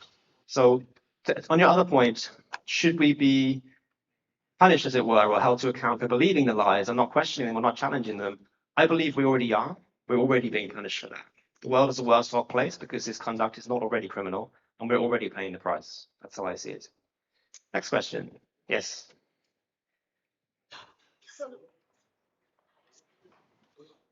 Thank you, Marcus. You're doing a wonderful job. Thank you. Yeah, I mean, you're the private prosecutor, but if I were you, I'd try Hollywood and Bollywood as well. You might actually stand a very good chance there as well. Yes, very kind. Coming to my question, you talk about the powers above and the people who you would like to take to task. My simple question to you is, would monarchy also be part of it? Because we do have a certain gentleman who's been under scrutiny. So what's your take on that? So the British royal family have a not necessarily that well-known power. When a bill becomes law, they can make tiny amendments at the end of it saying, oh, by the way, this law won't apply to us. If there are environmental reforms saying you can't do certain things with your property, the royal family will come in and say, but of course, that bill doesn't apply to our land. We can do what we like with our land. Along that theme, as far as I understand it, I may be wrong, but I don't think the king can be criminally prosecuted for this offence. It'd be an amazing thing to test. His brother could be, I think, but not under his royal title, under the other one. But just for the record, I'm not going after the royal family. I'm just going after politicians first. I want to win one case, set one precedent. And then the big case that I really, really want to do, which for me is the thing that drives me the most, and also to demonstrate that I'm not politically biased, I want to go after the Iraq issue. The Johnson stuff is important, and the reason we went after him first is because it was the heat of the moment and because there's more evidence against him than anyone else. So he's the easiest target, right? If we can get him, we can get other people. If we can't get him, we can't get anyone because there's so much evidence against him. But he is small fry. He is nothing in comparison to Blair. If I had enough money to build a team and prosecute Blair, I would do it. So that's the next goal after this one. Okay? All the Somebody best. needs to. All the best. Thank you. Any more questions? Yeah. Oh, great. Hello. Well done, Marcus. You're being tireless in your pursuit, which we thank you for. Can I just ask you how far into getting these amendments made are you, or what's the time frame in which it has to be achieved so it doesn't go through without them? Yes. So we were very happy with ourselves because we noticed this bill back in September. We realized, oh, what is this misleading the public offense? We read it. and we were just amazed. Like me and the team had this moment in the office where we were just staring at each other, shocked, because for some reason the government was making this law that we wanted. Sorry, I'm running out of time. The government was making this law that we wanted to make for a long time. So, long story short, we found a campaigner who knew an MP, and we put some amendments through, which weren't perfectly written, but we managed to get 36 MPs to sponsor those amendments. And those amendments are currently in Parliament waiting for a court stage. So whatever happens, those amendments are ready to go, and they will add members of Parliament themselves to this offence. Because that's the last thing I'll say before I finish. This law is being made by the government to criminalise lying by nearly all public officials, apart from lawmakers. So MPs, judges, and members of the House of Lords will not be included. Yeah, I'm all finished. Thank you very much for your time. Appreciate it. Thank you, Mr. Marcus. And now for the concluding session of the day. We have a really fascinating personality. He's a journalist, scriptwriter, actor, and a presenter par excellence. Mr. Saurabh Dwivedi, head of Indian Express, India. He's going to be talking about the topic, his experiments with communication. Can we please welcome him on stage?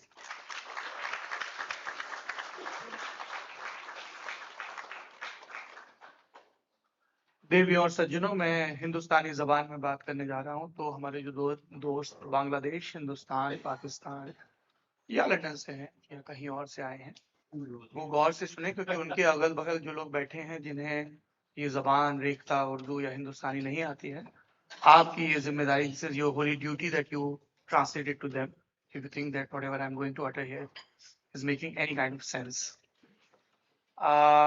Thank you for the introduction. I always find it funny when somebody introduces me as an actor. Yes, I mean, 5 years back, I went for an adventure and I'm so happy that it paid for the film. Not for me. But thank you so much.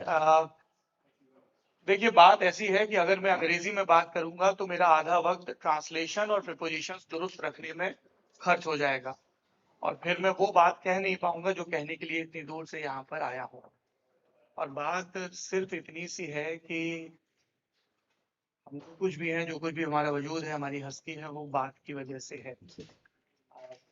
छोटे में जब हम गांव में रहा करते थे तो जिस तरीके से हम बोला करते थे, बहुत मजाक बनता था। कमाल की बात यह थी कि गांव के लोग ही हमें गवार करार दिया करते थे। अगर आप पंजाबी जबान बोलते हैं तो इसके लिए एक सिनोनिम है पेडू। जी, पेडू है, गवार है, कहीं पे घाटी बोला करते हैं महाराष्ट्र की तरफ। बाद के दिनों में जब थोड़ा बहुत इल्हाम हुआ, थोड़ी बहुत तमीज तहजीब आई, या कि इतना शऊर आया कि दावा कर सकें कि तमीज आ गई, तो मुझे ये बात बड़े अचरज में लगी कि गांव का आदमी गवार को एक गाली की तरह क्यों इस्तेमाल कर रहा है। और बाद में पता चला कि ये जो हमारे कमाल के दोस्त लंदन से पहुंचे और हमारे मुल्क पर काफी वक्त तक उन्होंने राज किया, उन्होंने हमारे भीतर ये बात ठोस सोच कर भर दी है कि जबान ताकत की होती है, there is a hierarchy of language. अगर आप ताकतवर लोगों की जबान बोलेंगे तो सब सही है। इतना सही है कि जिन बिजली के खंभों पर बाज दफा 24 घंटे बिजली नहीं आती थी, उनके कंक्रीट के खंभों पर इश्तेहार चिपका होता था, 35 दिन में अंग्रेजी बोलना सीखें। ये बात हिंदी में लिखी रहती थी।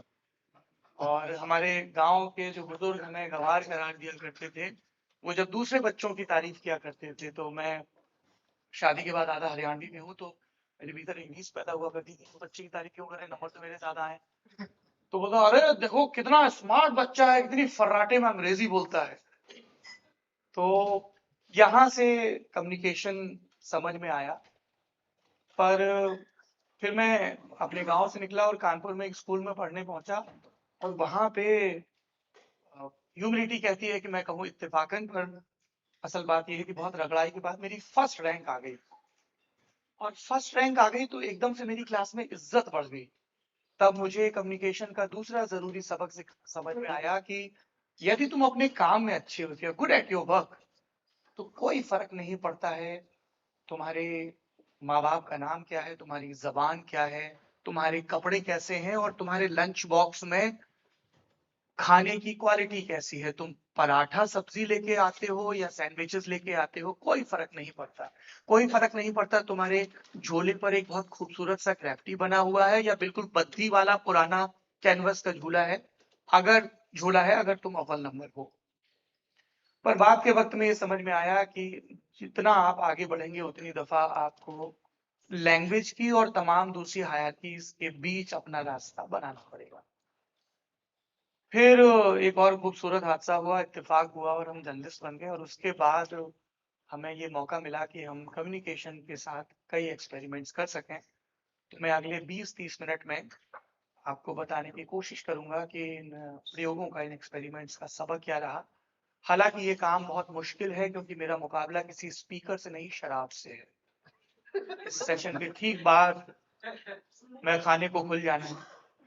आप सब लोग लंबे वक्त से बहुत ज्यादा ज्ञान सुन रहे हैं, उसको प्रोसेस भी कर रहे हैं, और मुझे पता है कि इंसान का दिमाग और उससे भी ज्यादा इंसान का गट इतने ज्यादा ज्ञान को एक साथ पचा नहीं सकता है। तो मैं कोशिश करूंगा कि अगले 25-30 मिनट तक आपके चेहरे पर जब तक मुस्कान बिना जीएसटी कट के आती रहे। जीएसटी हिंदुस्तान का एक किस्म का टैक्स है जो सरकार लगाती है इस प्रॉमिस के साथ कि उससे अच्छी सड़कें बनेंगी, लैब बनेंगे, स्कूल बनेंगे, जो कि बन भी रहे हैं जीएसटी कट के साथ और भी तमाम कट के साथ। एक करेक्शन के साथ हम बात शुरू करेंगे, चूंकि हमारे जो दोस्त हैं अविनाश कल्ला हमारे बड़े भाई भी हैं। मेरा पीछे जो इंट्रोडक्शन लिखा है वो थोड़ा सा अधूरा है। I used to work for Lallantop, हालांकि मुझे बहुत फख्र है कि ये पूरी जिंदगी मेरे इंट्रोडक्शन का, मेरी पहचान का हिस्सा रहेगा। I used to be the founding editor of Lallentop. I do not work for Lallentop anymore. Now I work for one of the most courageous news publication of India. It's called Indian Express, and I'm the editor of Indian Express Hindi.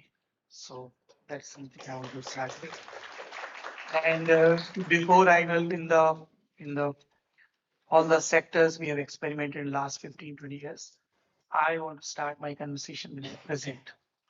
Few days back, so I love good cotton shirts like most of you, good linen, good cotton. But few days back, I got to know, thanks to the agriculture editor of Indian Express, Harish Damodaran, that cotton farmers are in distress. When I was busy understanding the nuances of Kerala politics, Bengal politics, or the status of economy in India, or the oil price, or all the diplomatic conversations happening around the Strait of Hormuz, or while we were waiting before sleeping in India that aaj Trump kya raita failayega. Amid all this, I got to know that the cotton farmers are in distress. There's a worm called bellworm. Hindi में इसको गुलाबी सुंडी कहते हैं। इसकी वजह से कपास के खेत खराब हो रहे हैं, लागत बहुत ज्यादा बढ़ रही है। So to produce cotton has become a very costly affair. Now, I was able to understand this, and then we translated this in Hindi and we made a video out of it. We got very good response. Around half a million people watched this video. Now, this communication lesson worked at 2 levels. One,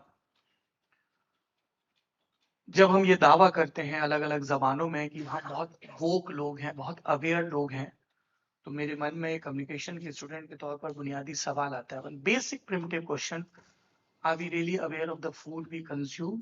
Are we really aware of the clothes we wear? Are we really aware of the time and space we exist in? क्योंकि अगर मैं aware होता तो मुझे 43 साल तक इस बात का इंतजार नहीं करना होता। The average life of a cotton farmer or the field, कब फसल तैयार होती है, कितनी उसमें डीओपी, अमोनियम, पोटास वगैरह लगते हैं। क्योंकि कन्वेंशनल कम्युनिकेशन में, स्पेशली कन्वेंशनल जर्नलिज्म में, हमें ये बताया नहीं गया कि इतना जरूरी नहीं है किसी नेता के या एक्टर के या खिलाड़ी के एक बेहुदा बयान पर घंटों माथा पच्ची करना, जितना ज्यादा जरूरी है तुम्हारे लिए ये जानना कि एग्रीडिएंट डिस्ट्रेस क्या है। ठीक है, हमें नहीं बताया गया। एंड व्हेन आई से हमें नहीं बताया गया तो उसमें मैं भी गिल्टी हूँ, क्योंकि मैं पिछले 19 साल से जर्नलिस्ट हूँ। तो हमारे लिए कहना थोड़ा सा आसान एग्जिट होता है, but bro, you know, revenue market doesn't work, people are not interested in agriculture issues, or people are not interested in these kind of boring issues, so we have to focus on what our politicians are saying. Nobody is bothered about the policy. It's a very lame excuse. I accept it, because at the Indian Express, these are the experiments we are going to do. We are going to make daily shows on agriculture, weekly shows on agriculture. We are going to create shows around science. I was horrible at science. My teachers used to think when I was in 12th standard, 10+2, that I'll bring shame to the school and I won't be able to get passing marks in mathematics. They were right about my capability as far as maths is concerned. They were wrong about my cheating capabilities.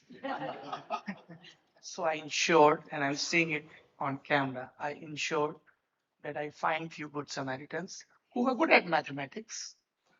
I was good at behavioral science. I had good rapport with them. And thanks to the kidney, which was working properly, because of that, we were getting regular loo breaks during the exam. And during those loo breaks, I got to know right steps and right answers of 2 questions, each carrying 10 marks. And that simply ensured, after that, cooperation and mutual admiration and some help here and there, that I was able to finish my exam properly, and I got 57 numbers. 57 means that I got more than 24 numbers, more than the required marks. Passing marks are 33 numbers. So I was very happy. But my parents ensured that I study sciences, because back at that time, there was another caste structure of the hierarchy, which is called the subject hierarchy. So if you are good, if you are a guy, then you have to study maths. If you're not good at maths, you have to study bio. You know, पढ़ने में अच्छे नहीं हो उतने तो ठीक है, bio ले लो. अगर उसमें भी खराब हो, then you switch to commerce. You read accounting, business, and all those things. If you are really bad at it, you have to study liberal arts or humanities. Probably they knew that what will happen to all the liberals and liberal values in the coming time. And even when you are opting for humanities, one mandate was quite clear, that you have to take English. अंग्रेजी नहीं आएगी तो जिंदगी में क्या करोगे? So because of that, I had to study sciences in my graduation. But eventually, when I was on my own and I wanted to gain escape velocity, I switched to Hindi literature. So I've done my master's in Hindi literature.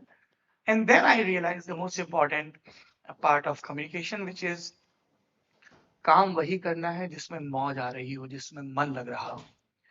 Because at the end of the day, तुम्हारे London में कितने flat हैं, तुम्हारे stock कैसा perform कर रहे हैं, तुम कौन सी कार से चल रहे हो, तुम्हारी छाती पे, तुम्हारे बदन पे कौन सा ब्रांड चमक रहा है, घंटा इससे कोई फर्क नहीं पड़ता है.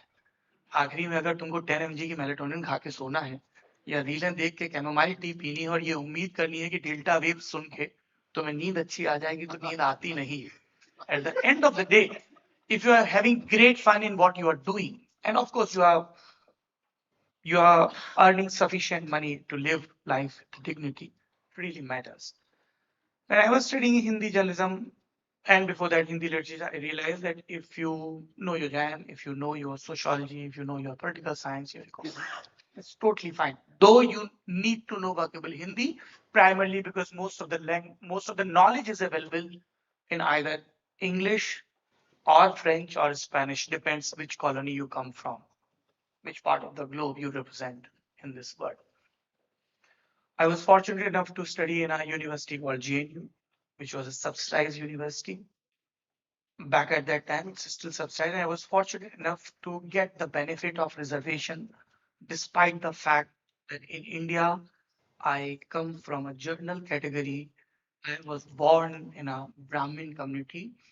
For those who are not familiar with the hierarchical structure of India, imagine yourself being a Sayyid in Pakistan, or one of the ruling communities, landlord communities of Bangladesh, or being a lord in England. That's the closest comparison I can give. So still I got the benefit because JNU is a very inclusive university, and why I'm mentioning it, I'll come back to that. Here I'm talking about my experiments with communication. Back at that time when I came to JNU, I was your general category, as we call in Hindi, Savarn male. I used to think that there's a reason there's caste hierarchy. We must take pride in our caste, in our religion. Class we'll eventually work on and we'll figure it. And there are few historically decided roles for men and women, and third gender should only appear during the uh, shadi or bachche ki jachki kind of things. That was my understanding up till graduation when I was 20 years old. When you reach to a university which is very inclusive in nature, which repeatedly challenges your notions about gender, caste, class, religion, region, language, then you realize how horribly wrong you were. And there you learn the most important lessons, and those lessons were of inclusivity and constantly checking your biases. So when I came to the newsroom, I realized that biases exist everywhere. I started my career at Navbharat Times, and I realized that despite the fact that as a trainee you are getting same salary as the Times of India trainee, but there's a clear hierarchy, clear difference. The kind of treatment they get and the kind of treatment you get.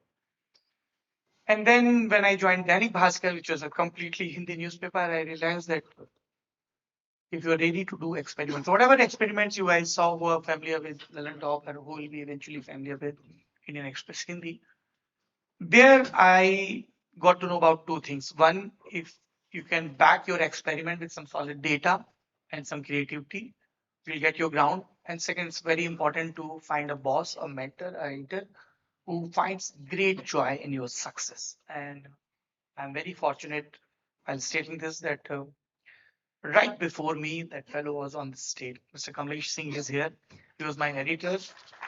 And though in the physical sense, in the material sense, we do not work together anymore, but he'll always remain my editor. So thank you, editor. Thank you so much. So you are very fortunate if you find a mentor who takes great pride in your success. So me and Kamlesh, we created this Gen Z Hindustani brand called Lalan Top. And when we created Lalan Top, I learned another very important lesson of communication that if you try to create anything new, which is not following the leak, which is not being confirmed in the given status, you will be questioned, you will be mocked. A couple of days back, few people were thinking that they are mocking me while they were mocking my acting. I also laughed at it, but they did not realize that they are helping me. I met my friend a few hours back. He has traveled from Dublin. So he was like, how was it being trolled? I was like, I was happy. He said, why were you happy? So I told him because of three reasons. One, I practice Vipassana. Ladies and gentlemen, Vipassana is an ancient Buddhist technique of breathing. The literal meaning of Vipassana is to look within. And the constant message of Vipassana is everything is impermanent, nothing lasts. So first of all, you have to learn with every breath you release to let go your ego. Once you learn this, then you do not feel bad when somebody challenges your ego or when somebody in their head thinks that they are able to mock you, to humiliate you, to insult you, to question you. So one, it was a great testing of my Vipassana. Second, they were not realizing that they are strengthening the keyword called Saurabh Dwivedi. So every single time anybody writes anything about you, even if they are mocking you, they do not know, but they are strengthening your keyword because the word is driven by ego. Third, and the most important thing, they are not realizing that they are ensuring that you have great recall value. If you are appearing repeatedly because of any reason in their feed, they are ensuring that. And if you are liking something, if you're watching something, your friends automatically will see you in the feed. So I realized that I must ensure this sudden popularity in last 6 months. Four things happened. I left Lalan Top. Then me and my wife, we took the pledge of donating our body to the hospital and donating our entire wealth for creation of 100 libraries. Then third, some miscommunication happened in one of the film awards and people mocked us and questioned our credentials. And fourth is this little adventure I had. I had great fun in it while acting in a film 4 or 5 years back, which they release now, and they are super happy because of me. They are in non-English #1 in the world. They are trending, so they're happy. They are sending me gift hampers repeatedly. That thanks to you, our film is trending. So I realized that whether you are in a newsroom, whether you're in a classroom, I used to be a term professor in one of the university, and I taught communication there, and I aim to do that again. That you have to constantly check your biases, you have to constantly check your egos, then only you'll be able to constantly do experiments and constantly reinvent yourself. When we are trying to reinvent ourselves, though we are sticking to the basic lesson of communication, that if you can't relate with me, I do not look like you, if you I do not talk in your language, अगर मैं तुमसे तुम्हारी जबान में बात नहीं कर रहा हूँ, अगर मैं ऐसे टॉपिक्स पे बात नहीं कर रहा हूँ जो मेरी और तुम्हारी जिंदगी से सीधे जुड़े हैं, अगर मैं उस पर्देदारी को खत्म नहीं कर पा रहा हूँ जो कैमरा क्रिएट करता है, अगर मैं तुमसे नजर मिलाकर बात नहीं कर पा रहा हूँ, और अगर मेरे प्रेफरेंसेस या मेरी आइडियोलॉजी या मेरी जर्नलिज्म इतनी क्लियर नहीं है कि मैं किसी भी खुले कमरे में स्पॉटलाइट के नीचे बैठ सकूं और कोई भी किसी भी कोने से कोई सवाल पूछ सके और मैं उसका जवाब दे सकूं, ना दे सकूं, तो फिर there is something wrong. You should, if we are the custodian of democracy, if we criticize everything, then we should be open to criticism. So I was telling you about the agriculture thing, coming from an agrarian family in the background, and then realizing that it is so important to tell your people that what happens in the agriculture sector, what kind of subsidies they get, what kind of flaws are there in the policy, or maybe sectors related to international politics. So here it goes. अगर आपको किसी को ये बताना है कि हिंदुस्तान या पाकिस्तान में तनाव है, या पाकिस्तान में कुछ हो गया, बलूचिस्तान में कुछ हो गया, या लंदन में कुछ हो गया, कोई नया प्राइम मिनिस्टर आया, तो आपको बहुत बुनियाद से शुरुआत करनी पड़ेगी. You have to start from the basics, because when you travel in the interior India, you realize that yes, people know there's a city called London, but they do not know where they are standing, which direction London is in, east or west. कितने हजार kilometre की यात्रा करनी पड़ेगी? How much do they? I have checked in my newsroom, so-called journalists, trainees, experienced people. One random day, if I'll throw a question at them, and few of them are veterans. If I ask them where is Strait of Hormuz, or where is English Channel, or where is South China Sea, at times they find it difficult to find it on the map. So every single time when we create something which is related to agriculture, finance, diplomatic affairs, you have to start from the basics, and nothing wrong in it. Digital gives you that kind of liberty, be it language, be it technology, where you can always remind your viewers or your listeners from where you have to start. Indian express Hindi में जो दूसरी चीज जिसका हम experiment कर रहे हैं वो ये है कि as a student I always used to think that in Hindi we are not getting best of the world. Columnists, with all due respect, who regularly write for Hindi publications are not that great. Most of them toe the government line, whatever government is there. In English, I realized while reading Indian Express or The Hindu, my friend Suhasini Adar is here, or other English publications. I mean, one of my batchmates is a political economy editor in Hindustan Times, and wonderful pieces he writes, Roshan Kishore. So many people in various publications, especially in print, they were doing very good job, but they were in English. And as a kid, I realized when I talk to my people that they do not get the best, because that best content is not available in their Zaban.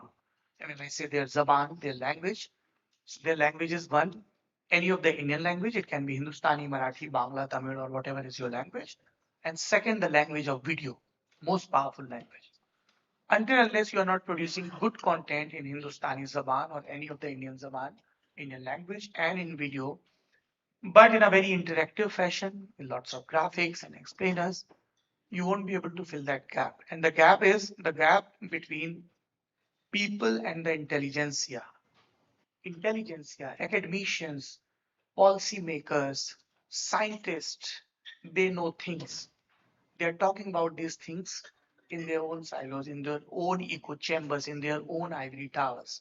Our challenge as a student of communication is that can I create a module, can I create a system where I can bring the best of these voices to my people in their preferred format and in the language which they understand.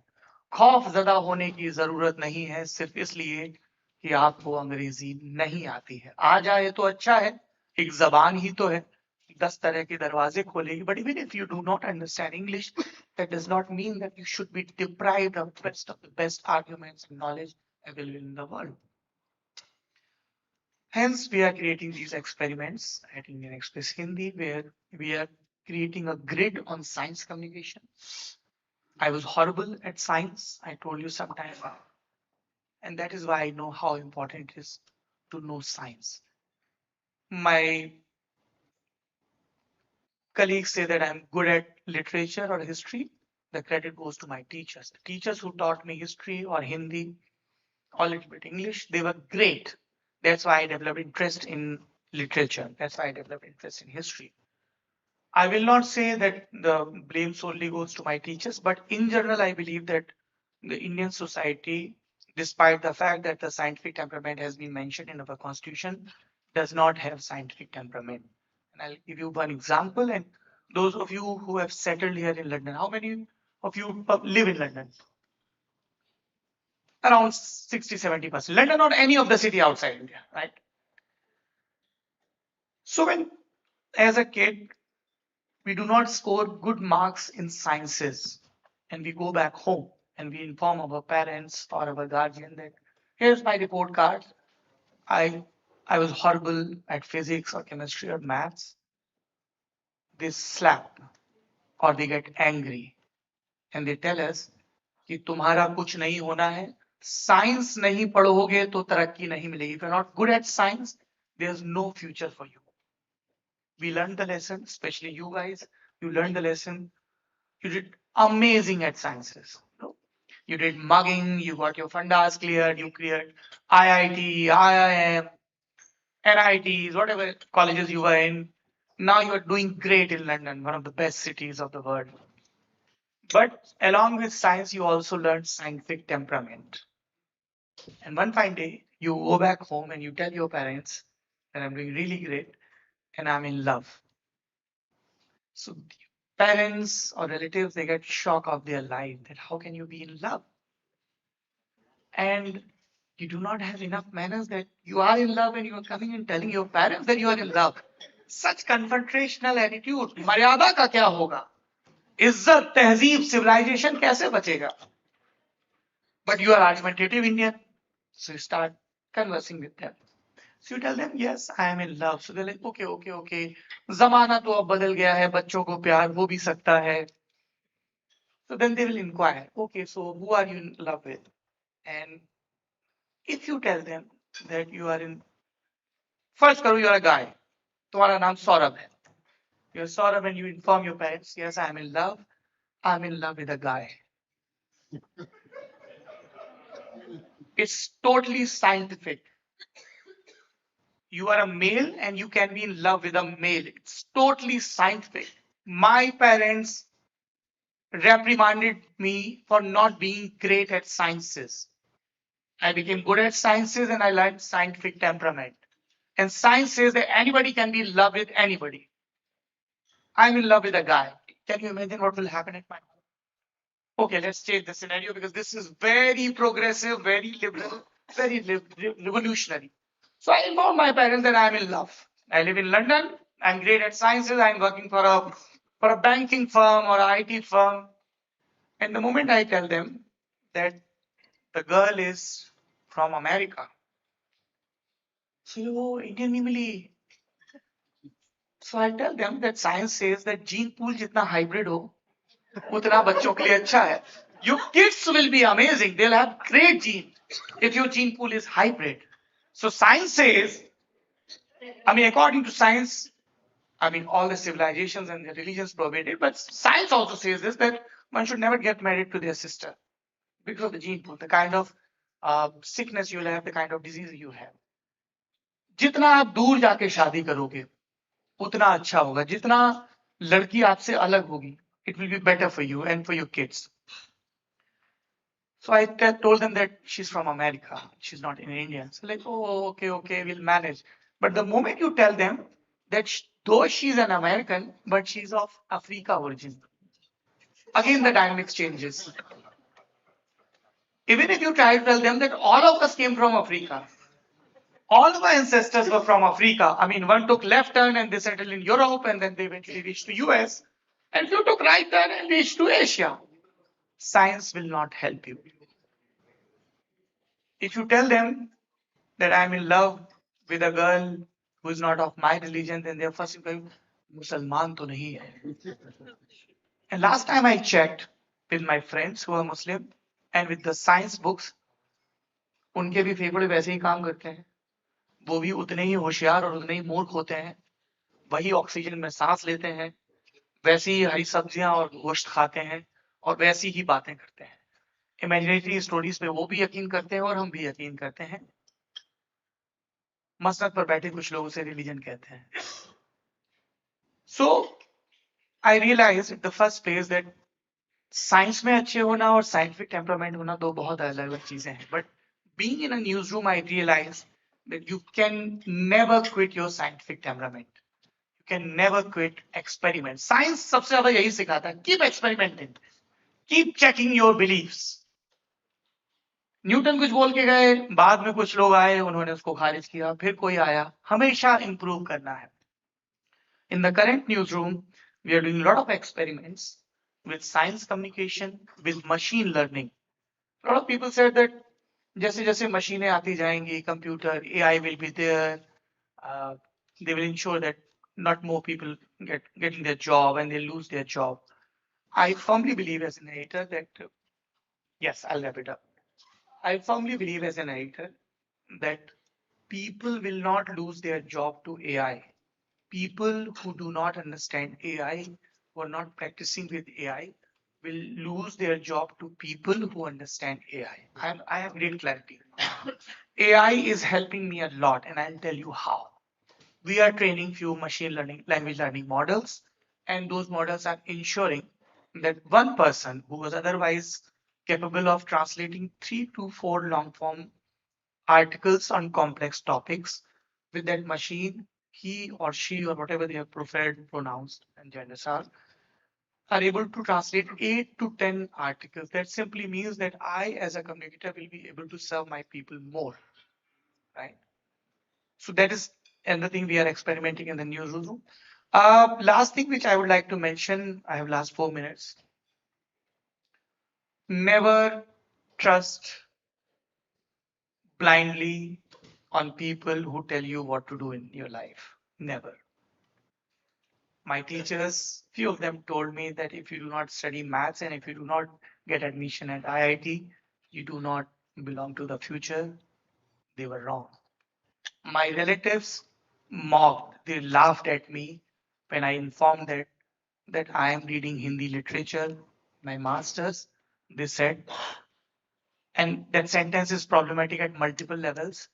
अब तो लड़कियां भी हिंदी साहित्य में MA नहीं करती हैं. So this sentence is so problematic that even girls now do not read literature or Hindi literature. One, girls are not your lowest common denominator.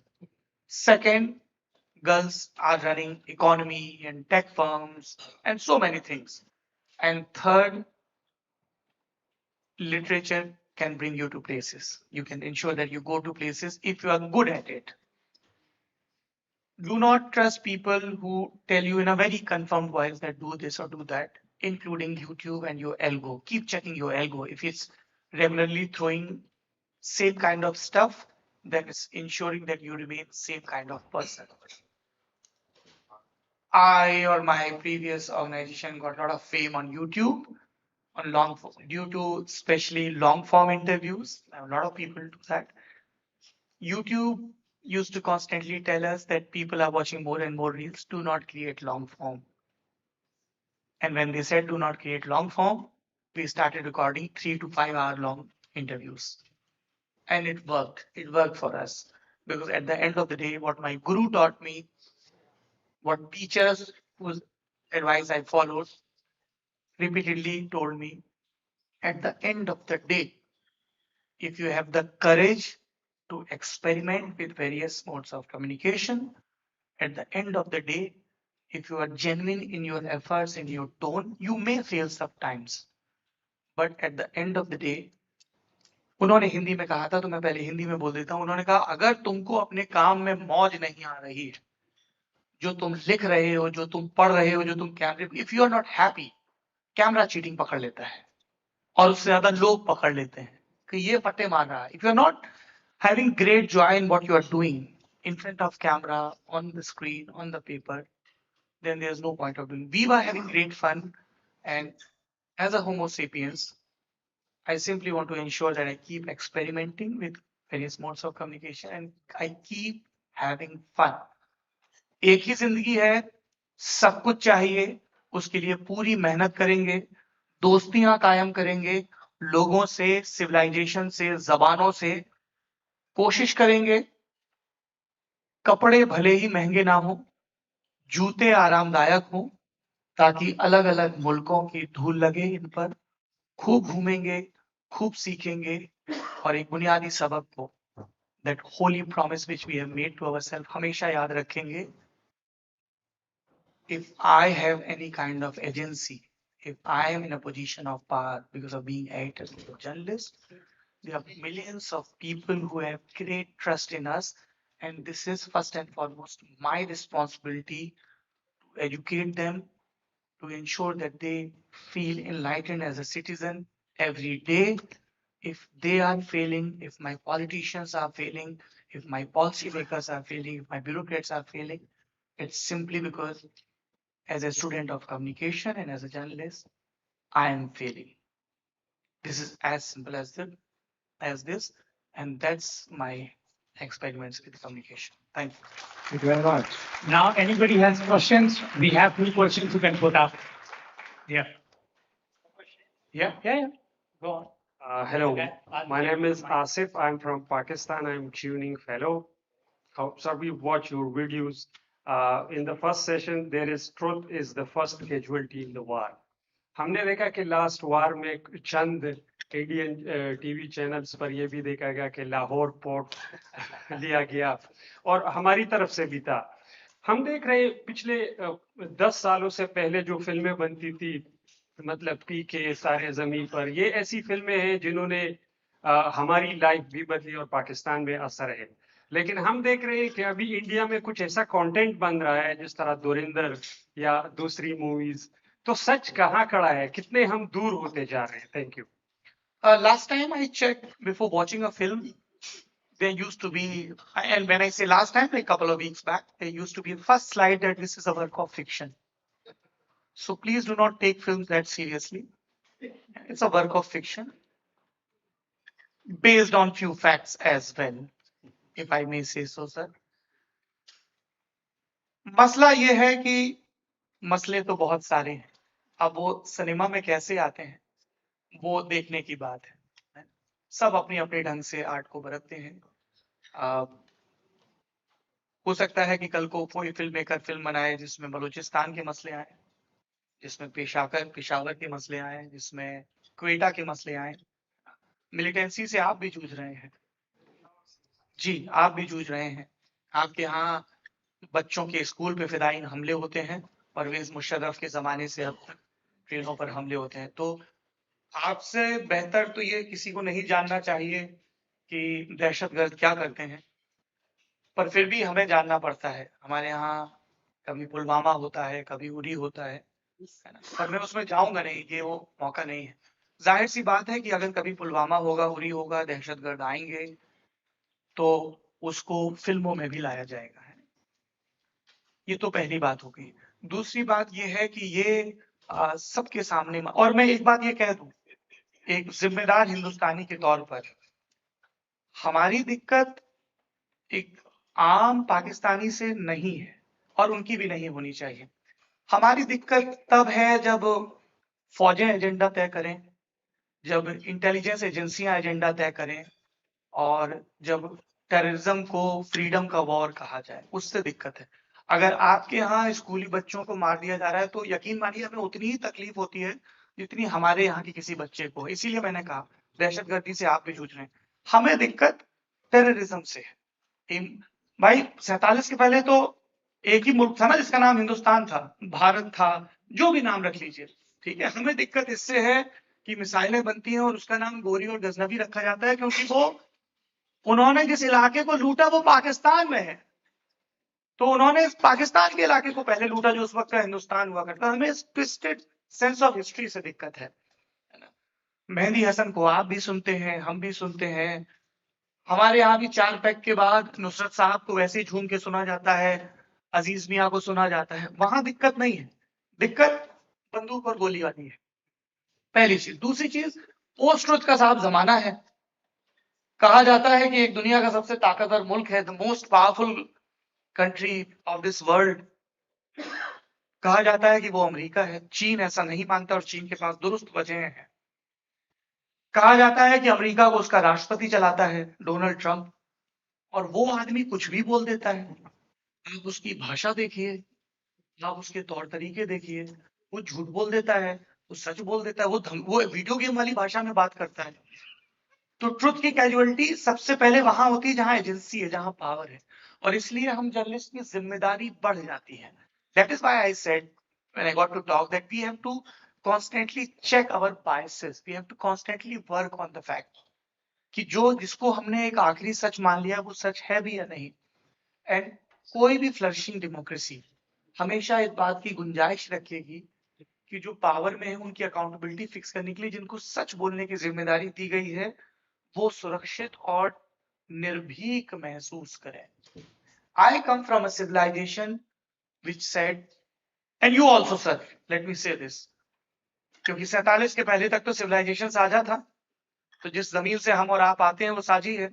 तो उसी जमीन पर 2500-3000 हजार साल पहले कुछ बड़े कमाल के पोएट हुए, उन्होंने किताबें लिखी जिसको हम वेद कहते हैं, ठीक है। वेद में एक बड़ी सुंदर पंक्ति है, आनो भद्रो क्रतवो यंतु विश्वता।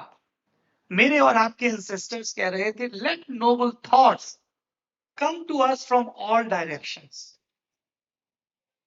तो अगर हम तो चाहते हैं कि ऐसा वक्त हो कि जब हमको अगर केटू पे चढ़ाई करनी है तो बड़ी आसानी से चले जाएं वैलिड कागजों के साथ।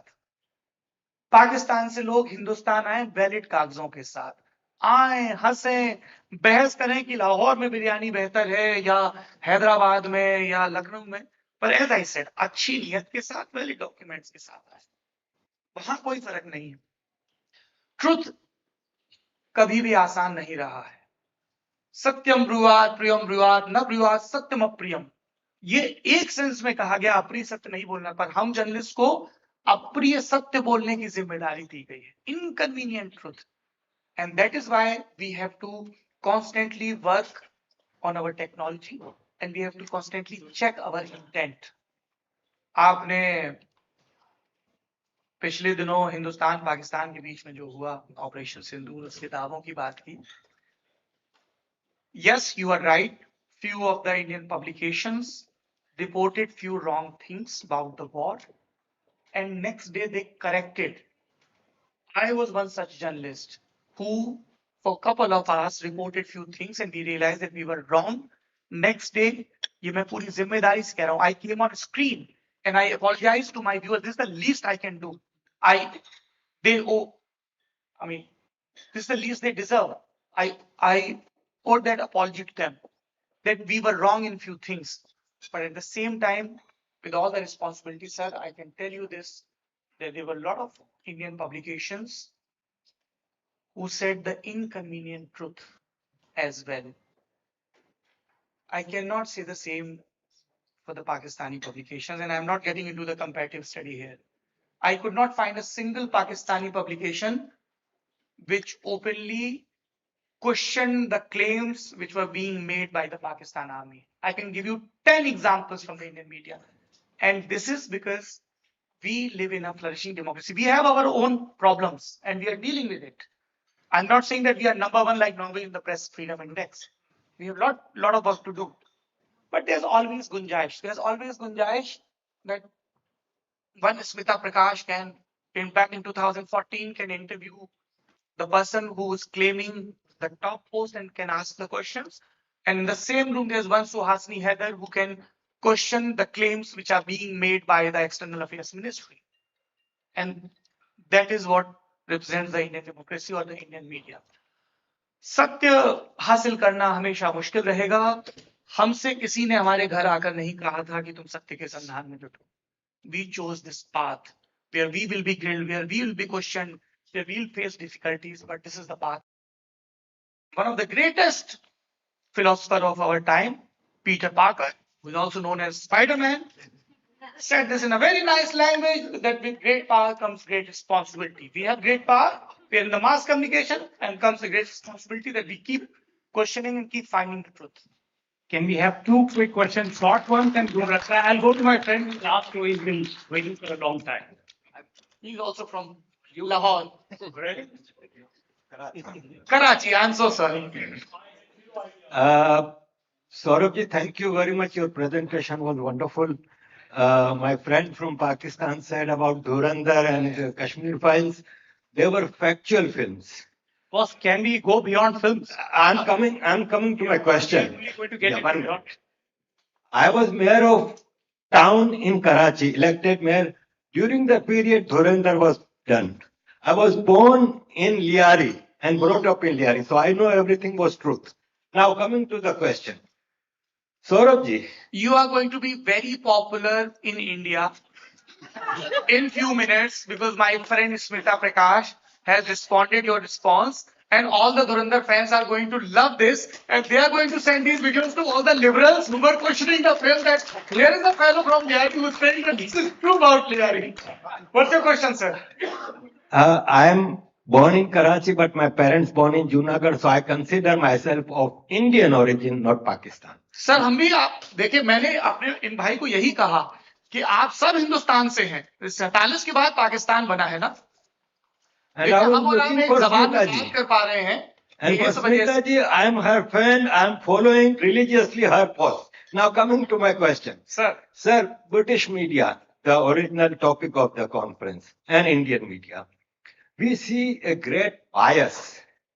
When we see a genocide in Balochistan, in KP, Pashtun genocide, happening since decades, and no British media or Western media speaks about it.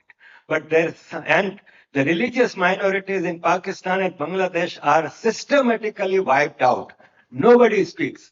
But something small happens to minorities in India, every Western media is headline. Second thing, democracy is in danger according to Western media in India because there is Hindutva, Prime Minister, this and that. But my favorite Field Marshal, Donald Trump says, he decides everything and there is no democracy in Pakistan, but it is not in danger. Why this hypocrisy? Thank you. Thank you so much, and I'll wait a second. Wait a second, sir. I'll respond to your query. Few months back, I happened to be in US. I happened to be in Texas, one of the strongest ground of Mr. Trump, and I was invited there at UT Austin. वहां पर साहब मुझे George Bernard Shaw की चिट्ठी दिखी. अंग्रेजी में चिट्ठी थी. एक नौजवान ने ये लिखा कि मैंने गांधी जी पर एक किताब लिखी है और ये मैं आपको आपके जन्मदिन पे तोहफे में देना चाहता हूं. और एक दूसरे व्यक्ति ने लिखा उन्हें कि आप भारत के बारे में क्या सोचते हैं. अब बर्नार्ड शॉ के जवाब सुनिएगा. उन्होंने लिखा, if I have to know anything about Mahatma, I will rely on his writings rather than what others assume or perceive of him. Then he thanked him for the gesture. And then for India, and the fellow who asked that, what do you think about India? George Bernard Shaw said a very important thing, which you and me should remember, sir. He said it should really not matter what George Bernard Shaw thinks about India. Indians should stop asking for validation from others. I do not care what British media thinks about me, honestly speaking. I do not need their validation about my democracy. If they are making their assessment on an objective scale, I'll accept it. I'll do introspection. I'm not discarding them. I'm not dismissing them. I do not have the colonial hangover in either way, where either I'm dissing them or I'm looking for their validation. When the Western media says that India is doing poor on the index of press freedom, there are a few problems in it. Because if you look at the ratings, India is behind lots of countries which are being run by dictators for so many decades. Are you telling me that those dictators who are filtering everything and muzzling all the free voices are better than India? No. Am I saying that India is the best country as far as the freedom index? No. I know my reality, but I am not ready to accept your reality. Whatever you'll shove up in my brain and you'll force me to accept, I will not accept it. So that is second thing. Having said that, that does not mean that anything British media is saying about us, we'll be like, no, no, no, no, no, no, we don't trust you. क्यों? क्योंकि हम sir उस परंपरा से आते हैं, we come from a tradition, यहाँ पे मेरे और आपके एक पुरखे हुए हैं, कबीर दास जी, और कबीर पंथी पाकिस्तान में भी बहुत हैं, और उनके अभंग, उनके पद आज भी उनके निर्गुण बहुत गाए जाते हैं। कबीर दास जी कहते हैं, निंदक नीरे राखिए आंगन कुटी छवाए। If somebody is investing in you, if they are criticizing you, keep them close, give them shelter, give them food, because वो आपकी help कर रहे हैं अपने आप को filter करने में. I do not need validation, but if somebody is criticizing, I'll have a relook at myself. That do I need course correction? That's a good thing.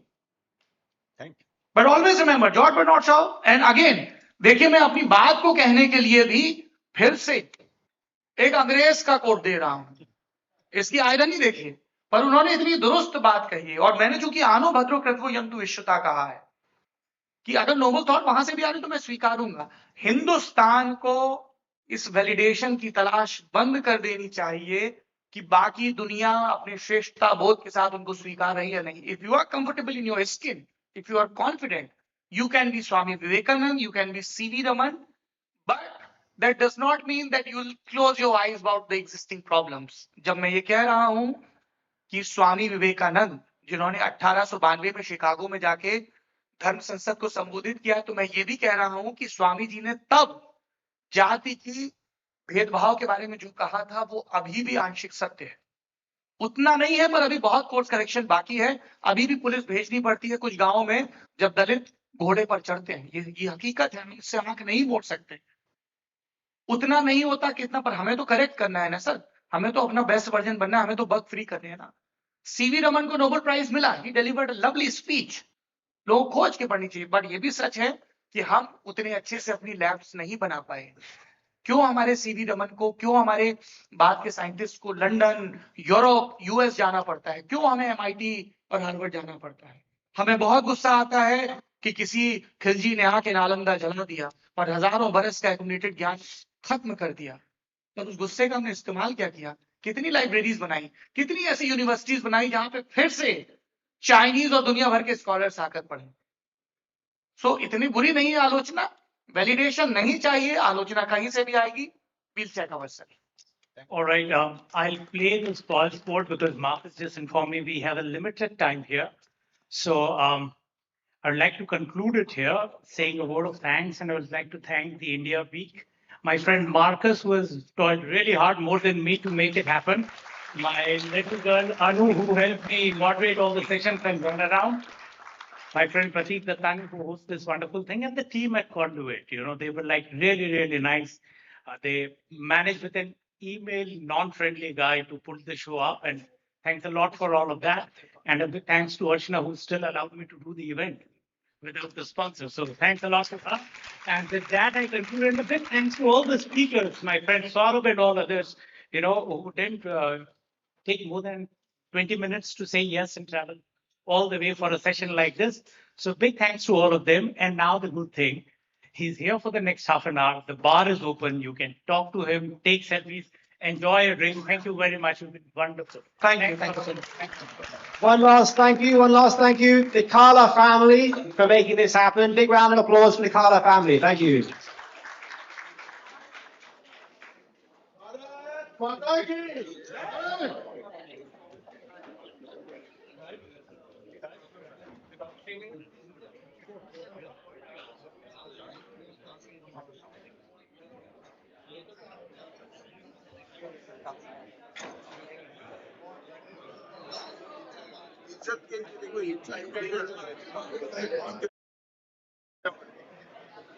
Go ahead. जो तुम्हारे अंदर होता है